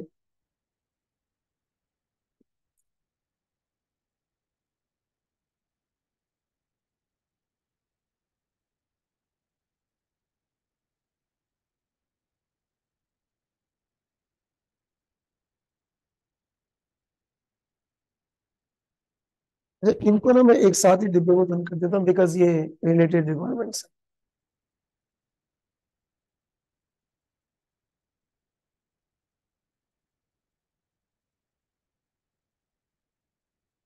जी, समझ रहे इंपॉर्टेंस? तो बेटा अगर आपको प्रोसीजर 5 नंबर का आएगा ना, मिसाल दे रहा हूं, या 7 नंबर का आ गया चल भाई, तो ये 12 नंबर का आ जाएगा। आएगा समझ में? तो इस ट्रिपल ए लेवल पर मोस्टली फोकस, आप हो कौन, फिर से पूछता हूँ? Audit manager. ऑडिट मैनेजर का काम क्या है? बच्चों के काम को रिव्यू करके पार्टनर को बताना। तो this paper is more focused on review aspect, is what, review aspect. And और इसके लिए तुम्हें प्रोसीजर्स का टेंस चेंज करना पड़ेगा। प्रेजेंट टेंस में बात नहीं कर रहे, जो हो चुका है उसको आपने बेसिकली क्या करना है, यू हैव टू, क्या बना के, हाँ ये हो चुका है, and you are now evaluating the things. अच्छा, फिर इसमें एक और मोस्ट इंपॉर्टेंट रिक्वायरमेंट, वो रिक्वायरमेंट बड़ी जबरदस्त है, 2-3 उसके एग्जाम में सवाल है, और वो रिक्वायरमेंट मैं कराता हूँ अमूमन बच्चों को थोड़ा सा एंड में, थोड़ा सा एंड में, और वो है कि evaluate the quality of audit. क्या बोला? नहीं, आप, अच्छा आप या तो दो होंगे, या तो आप ऑडिट मैनेजर होंगे या EQR होंगे, मैं आगे लिख दूंगा। ये क्या लिखा हुआ है? EQR means engagement quality reviewer, मतलब ये ऑडिट मैनेजर नहीं है, उससे थोड़ा ऊपर है, पूरी फर्म का क्वालिटी रिव्यूअर है, उसके ऊपर मैं बात करता हूँ। अच्छा ये छोड़ो, ये क्या है, बल्कि छोड़ो, पहले मैं लिख देता हूँ फिर तुम बताता हूँ। एक लिखेगा अपने पास जी, हाँ, उसके बाद ऐसा है, इसके ऊपर ISQM है, international standards on quality management, तो ये आपको करवाना चाहिए। अब एक छोटी सी फर्म है, इस रूम से भी छोटी, वो ये चीजें कहाँ करवाएंगे, ठीक है। तो वो ISQM है कि एक ऑडिट फर्म को quality standard with in the firm apply करने चाहिए, ठीक है, इसके ऊपर पूरे स्टैंडर्ड्स हैं। अच्छा, evaluate the quality of audit. अच्छा बेटा, ये जो मैंने एक लफ्ज लिखा है आप लोगों को, इवेल्युएट द क्वालिटी, क्वालिटी क्या चीज है? यहां पर मैं लिख रहा हूँ ओवरऑल। मुझे जरा आप बच्चे कुछ बताएगा आपकी नजर में क्या है, what is the quality of audit? मैं कह रहा हूँ, मैं कह रहा हूँ यार, मैंने ना ऑडिट को क्वालिटी से परफॉर्म किया है, एक सेकंड, ऑडिट को क्वालिटी से परफॉर्म किया है, व्हाट इज क्वालिटी ऑडिट? आपकी नजर में क्वालिटी क्या ऑडिट की? एक सेकंड, नहीं दोबारा, मैं ऑडिटर हूं, आप मेरे सीनियर हो, मैं आपके पास आया, मैंने कहा सीनियर सीनियर बात सुन, मैंने क्वालिटी ऑडिट परफॉर्म किया। क्या परफॉर्म किया है? तुम्हारी नजर में क्वालिटी क्या है? क्या क्या? हाँ, और मटीरियलिटी, यानी कि ये पूरा ऑडिट है। जब मैंने कहा ना क्वालिटी ऑफ ऑडिट, इन्होंने बिल्कुल सही बोला। इसका मतलब आप ये सोचेंगे कि इसका मतलब हारिस हनीफ ने सैंपल साइज अच्छा लिया होगा, मटीरियलिटी अच्छी सेलेक्ट की होगी, प्रोसीजर ज्यादा लगाए होंगे, जहां जहां एथिकल थ्रेट्स आए थे इसने सेफगार्ड भी लगाए होंगे, जहां जहां कंट्रोल में प्रॉब्लम था ना, तो इसने उस वक्त मैनेजमेंट को, याद है वो कंट्रोल की रिपोर्ट्स करते हैं, वो भी बता के आ गया होगा। यानी कि बेटा ये लफ्ज मैंने क्या लिखा हुआ है, पूरा ऑडिट। और जो ये रिक्वायरमेंट है ना, evaluate the quality of audit, तकरीबन 12-13 नंबर की रिक्वायरमेंट है। मैं एक सवाल की बात करूं, दूसरे सवाल में पता नहीं कितने नंबर है, उसमें बोला है ये रिक्वायरमेंट है, वो 2 लाइनों की बढ़ा चढ़ा के कि भाई evaluate the quality of audit. अंदर पता क्या चल रहा है, अंदर प्रोसीजर्स को भी इवेल्युएट कर रहे हैं, अंदर वो मटीरियलिटी को भी इवेल्युएट कर रहे हैं, अंदर वो पता नहीं क्या क्या अकाउंटिंग स्टैंडर्ड हर चीज आ रही है। यानी कि ये क्या है, ये पूरे ऑडिट का निचोड़ है, दिस इज द रिक्वायरमेंट। और इस रिक्वायरमेंट में आप ऑडिट मैनेजर नहीं हो, कौन हो? हाँ, क्वालिटी रिव्यूअर, जो ऑडिट मैनेजर से भी ऊपर का हो जाता है।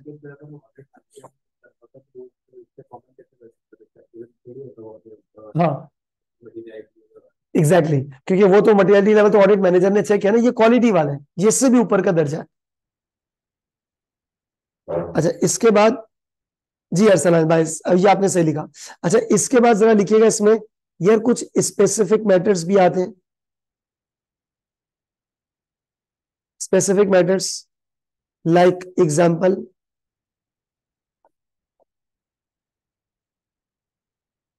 गोइंग कंसर्न के ऊपर आ गया जी, आपके पास सब्सिक्वेंट इवेंट के ऊपर आ गया,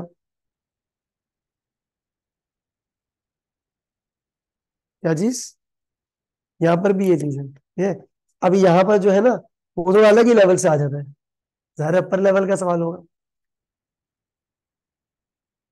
अच्छा इस, आप बाय द वे आप नोटिंग क्या कर रहे हो इस वक्त, फ्रीक्वेंटली रिपीटेड क्वेश्चंस, मतलब इट डज नॉट मीन कि यही सवाल है, मैं एंड में एक सियासी बयान भी लिख दूंगा, इसके अलावा कुछ भी आ सकता है, ठीक है। लेकिन when you will open any kind of any pass paper, you will mostly receive, मैंने नहीं कहा 100%, हाँ 100% मैं एक ही चीज के बारे में कह रहा हूँ, पेपर तो है हाँ। वो रिक्वायरमेंट कौन सी है, रिस्क और प्रोसीजर्स। अच्छा इसके अलावा बेटा आपके पास एक सवाल वो भी आता है ऑडिट रिपोर्ट का। अच्छा बेटा मुझे जरा बताना, आप बच्चे इधर, ऑडिट रिपोर्ट में सवाल कैसा आता था F8 के अंदर, एक केस दिया जाता था छोटा सा, और आपको बोला जाता है कि अगर मैनेजमेंट इसको रिजॉल्व नहीं करती है तो ऑडिट रिपोर्ट पे इंपैक्ट क्या आएगा। यहां पर भी वही सवाल है, गौर से सुनना, 4-5 नंबर का या 5-6 नंबर का, कि अगर मैनेजमेंट वो मिस स्टेटमेंट ठीक नहीं करे तो ऑडिट रिपोर्ट पे इंपैक्ट क्या आएगा। अच्छा ऑडिट रिपोर्ट पे ना दो तरह के सवाल आते हैं, एक नहीं दो तरह के सवाल, एक तो ये आता है कि इंपैक्ट ऑन ऑडिट रिपोर्ट, जी एक क्या सवाल आएगा, इंपैक्ट ऑन ऑडिट रिपोर्ट, कब, अगर मिस स्टेटमेंट, कौन सा,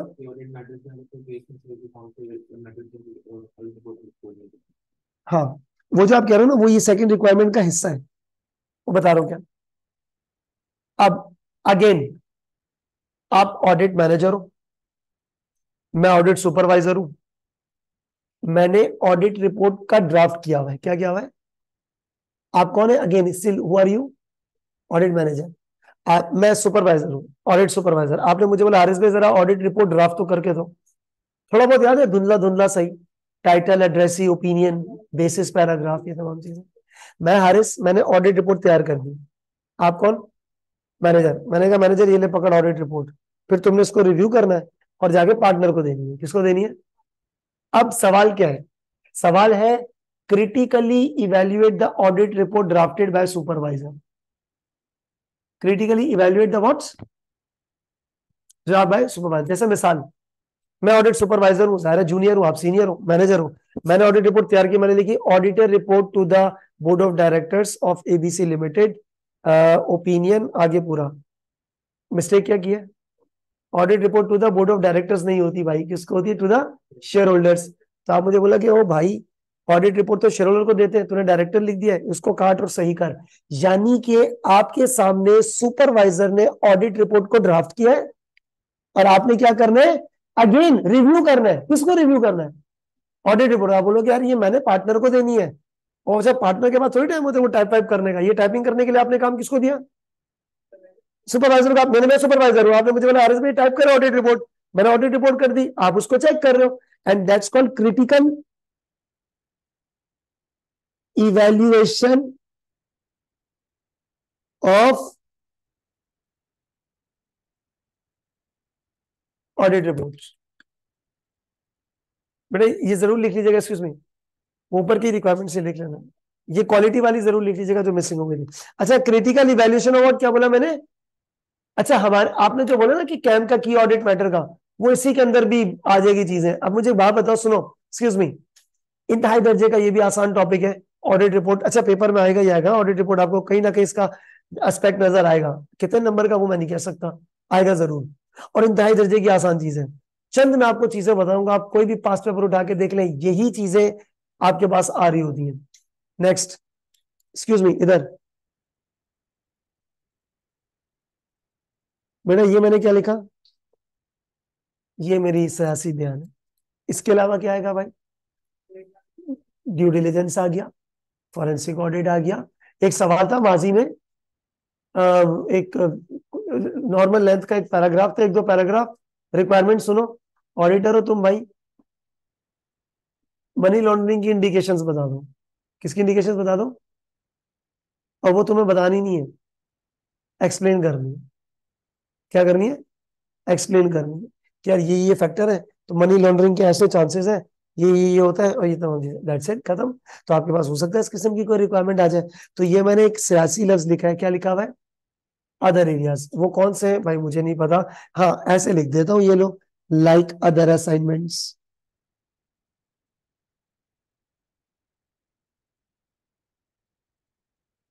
लाइक क्या है भाई आपके पास? अदर असाइनमेंट्स वगैरह।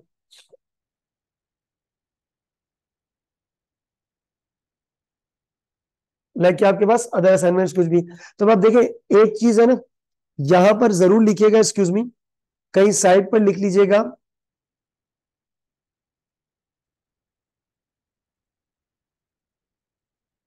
आप लोग यहां पर जो है ना, एक्सक्यूज मी, नोट करके मैं यहां पर लिख देता हूं कि इस पूरे केस में इन ट्रिपल ए जो आपका रोल है, योर रोल, बेटा आपका जो किरदार है, वो दो तरह के आपके कैरेक्टर आएंगे। या तो आप ये होगे कौन?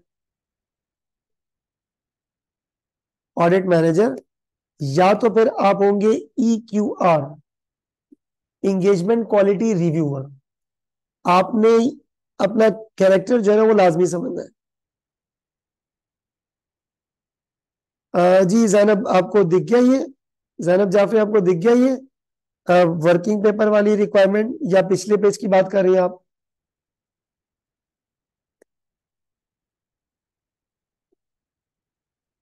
ओके, दिखा देता हूँ।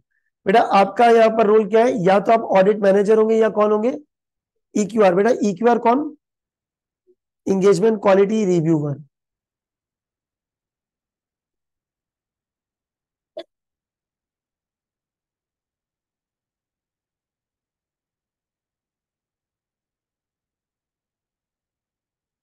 अच्छा, हर एक टॉपिक में, एक्सक्यूज मी, मेरे अल्फाज पे जरा गौर कीजिएगा, इसमें हर एक टॉपिक में एक डिफरेंट आपको स्किल्स यूज हो रही हैं। जैसे एग्जांपल, यहां पर आपको कौन सी स्किल्स यूज होंगी? स्केप्टिसिज्म और जजमेंट मत बोलना प्लीज, वो तो आपके साथ साथ हर रिक्वायरमेंट में है। कौन सी स्किल्स यूज होंगी? उधर येलो वाले में इवेल्युएट लिखा हुआ है भाई। एनालिसिस, क्या चीज होगी? एनालिसिस। इधर कौन सी स्किल यूज हो रही है? नहीं, कम्युनिकेशन सिर्फ एक जगह पर है भाई, क्वेश्चन नंबर 1 में जो रिपोर्ट, इधर भी एनालिसिस ही है। स्पेसिफिक मैटर्स में इधर सब है। एक मिनट, गोइंग कंसर्न का एक टॉपिक है। गोइंग कंसर्न, कारोबार चलता है या नहीं चलता, कमर्शियल अक्यूमेंट की जरूरत है। किसकी जरूरत है? कमर्शियल अक्यूमेंट क्या होता है? बिजनेस माइंडसेट, कारोबारी हैसियत से। तो यहाँ पर आप कारोबारी हैसियत से सोचेंगे कि भाई ये तुम्हारा कारोबार ऐसे चल नहीं रहा, मुझे लग रहा है कि कारोबार यहाँ पर, तो यहाँ पर कौन सा सेंस यूज हो रहा है? कमर्शियल अक्यूमेंट। बाकी ऑडिट तो है। तो वो हर तरह की जो रिक्वायरमेंट्स है वो आपको इसमें समझ में आ जाएगी। जी जैनब, ये देख लीजिए आप, मेरे ख्याल में शायद you are asking for this thing, ये कॉपी करके मुझे बता दीजिएगा। अच्छा, कुछ स्टैंडर्ड जरा ऐसी बातें करना, एक्सक्यूज मी, ऐसे ही बातचीत, ऐसे बात करना। IS 1 क्या है? Presentation of financial statements. IS 2 ऐसी बस रफली बात। ग्लोबल ऑफ कॉस्ट है ना अभी, ठीक है, आगे बढ़े। ये क्यों मैम ऐसे बात कर रहे हैं? नहीं, बातें तो कर रहे हैं ऐसी, इसकी वजह पता है क्या है? ये सवाल पढ़ते पढ़ते मैं सिर्फ स्टूडेंट्स को से एक बात कहता हूँ, मुझे तुम लोगों से आंसर नहीं चाहिए, सिर्फ मुझे ढूंढ के दे दो कि कौन सी लाइन में कौन सा अकाउंटिंग स्टैंडर्ड चल रहा है, ठीक है? सिर्फ मैं नाम कर रहा हूँ इधर, कुछ भी नहीं कर, हाँ जो स्टैंडर्ड चल रहे होंगे ना, मैं पहले उसका रिकैप दे दूंगा। जैसे एफएड के अकाउंटिंग है, रिकैप हो जाएगा, फिर उसके बाद हम लोग अपने क्वेश्चन के ऊपर आ जाएंगे, ठीक है? आगे बढ़ते हैं। फिर उसके बाद है IS 10। 7 नहीं, 7 की जरूरत नहीं, कैश फ्लो, एडजस्टिंग। मैं सिंपल, एक्सक्यूज मी, जस्ट बातचीत कर रहे हैं अभी हम, लिखना विखना अकाउंटिंग स्टैंडर्ड के मुताबिक कुछ भी नहीं है। जब लिखने की बात है, IS 10, एक्सक्यूज मी, जरा छोटी सी बात है ऐसे ही इधर, एडजस्टिंग इवेंट कौन से होते हैं? क्विकली क्विकली जेर एंड पे जिसके होने का डाउट होता है ना, खदशा होता है, डर होता है, और वो हो जाता है ईयर एंड के बाद, तो वो एडजस्टिंग है। जिसके बारे में सोचा भी नहीं होता ईयर एंड में और हो जाता है, वो नॉन एडजस्टिंग। डिस्क्लोजर है वो monetary adjustment, that's it, quick recap से वो भी बातों में। फिर है आपके पास IS 12, excuse me, deferred x carrying amount ज्यादा। अच्छा एक होता है ना, ये मेरा एक एसेट है, मैंने इसकी कीमत लगाई है, क्या लगाई है? कीमत। मेरी नजर में ये 10 रुपए का है, टैक्स वाला कहता है नहीं ये 7 रुपए का है, तो मेरी नजर में जो कीमत है वो नेट बुक वैल्यू है, टैक्स की नजर में जो कीमत है वो टैक्स बेस है। कैरिंग अमाउंट ज्यादा, टैक्स बेस कम, तो डेफर्ड टैक्स लायबिलिटी आपके पास आ जाए, ठीक है। बस क्विकली क्विकली, बस थोड़ा सा रिफ्रेशर, पढ़ नहीं रहे अभी हम। अब आगे चलो, IS 16 कहता है प्रॉपर्टी प्लांट एंड इक्विपमेंट। वो कह रहा है भाई जो मशीन खरीदेगा, किसी व्हीकल में खरीद के लेकर आएगा, टैक्स देगा, इंस्टॉल कराएगा, कैपिटलाइज कर। बोला भाई मशीन के ऊपर ट्रेनिंग दी है तो वो क्या है? वो एक्सपेंस है। रिड्यूसिंग बैलेंस और स्ट्रेट लाइन मेथड डेप्रिसिएशन, तमाम सेम क्लास ऑफ एसेट के ऊपर सेम डेप्रिसिएशन लगेगी, रिवैल्यूएशन होगी तो सबकी होगी, सारे बच्चों के साथ एक जैसा रवैया रखना है, दैट्स ऑल रिवैल्यूएशन। आगे बढ़ो। फिर क्या था आपके पास 16 के बाद? IFRS 15। पांचों स्टेप्स मत बोलना, शॉर्टकट। रेवेन्यू किस दिन रिकॉग्नाइज होगा? जिस दिन जिस के लिए तुम्हें सौदा तय करना था वो तुमने परफॉर्मिंग ऑब्लिगेशन पूरी कर ली है, उस तारीख को रेवेन्यू रिकॉर्ड हो जाएगा। अंग्रेजी में बोलेंगे तो कट ऑफ। क्या बोलेंगे बेटा? वो अंग्रेजी में नहीं, सॉरी, इसमें असर्शन है, कट ऑफ आ जाएगा, असर्शंस उसके ऊपर रिकॉल करेंगे। फिर आप आगे बढ़े तो आपके पास एक IS, ये वो ISs है जो आपको हर केस में कहीं ना कहीं नजर आ जाएंगे। एक्सक्यूज मी, IS 36 क्या ये? इम्पेयरमेंट।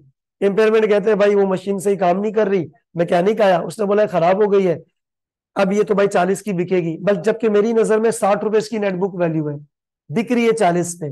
देन कैरिंग अमाउंट ज्यादा और रिकवरेबल अमाउंट कम। अब ठीक है, recoverable amount higher of fair value, but ठीक है वो बाद में मैं लिखा दूंगा उसमें। तो वो impairment loss, debits acid credit, higher ना, थोड़ा जस्ट फॉर्म ऑफ IS 36। फिर उसके बाद क्या है?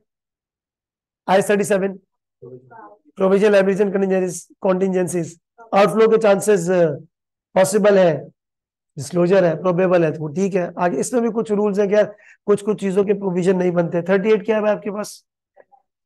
इंटेंजिबल एसेट्स, रिसर्च और डेवलपमेंट कैपिटलाइज एक्सपेंस हो, ठीक है, research expense development capitalise, yes और नो?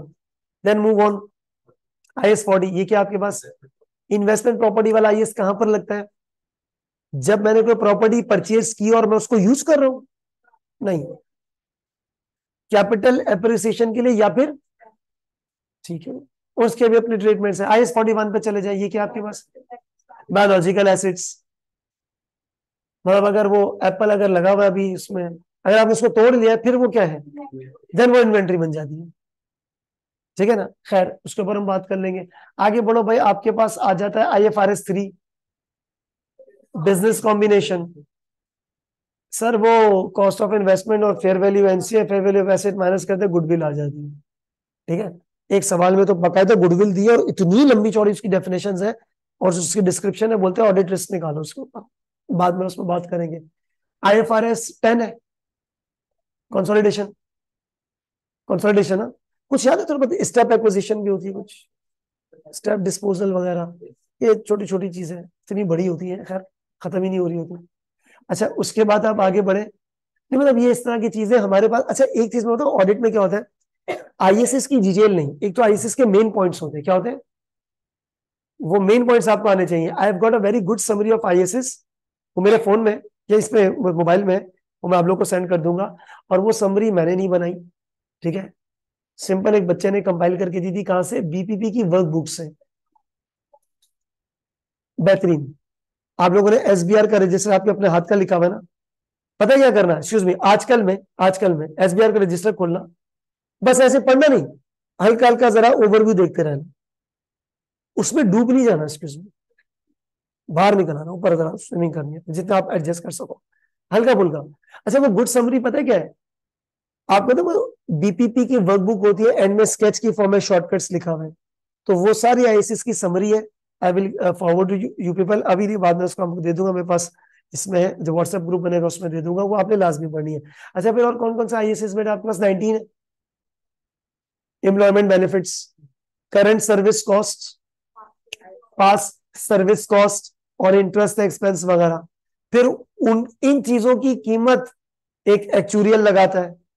ठीक है भाई। अच्छा, कीमत से याद आया, एक IFRS है 13, फेयर वैल्यूज, उसके भी 3 लेवल्स हैं।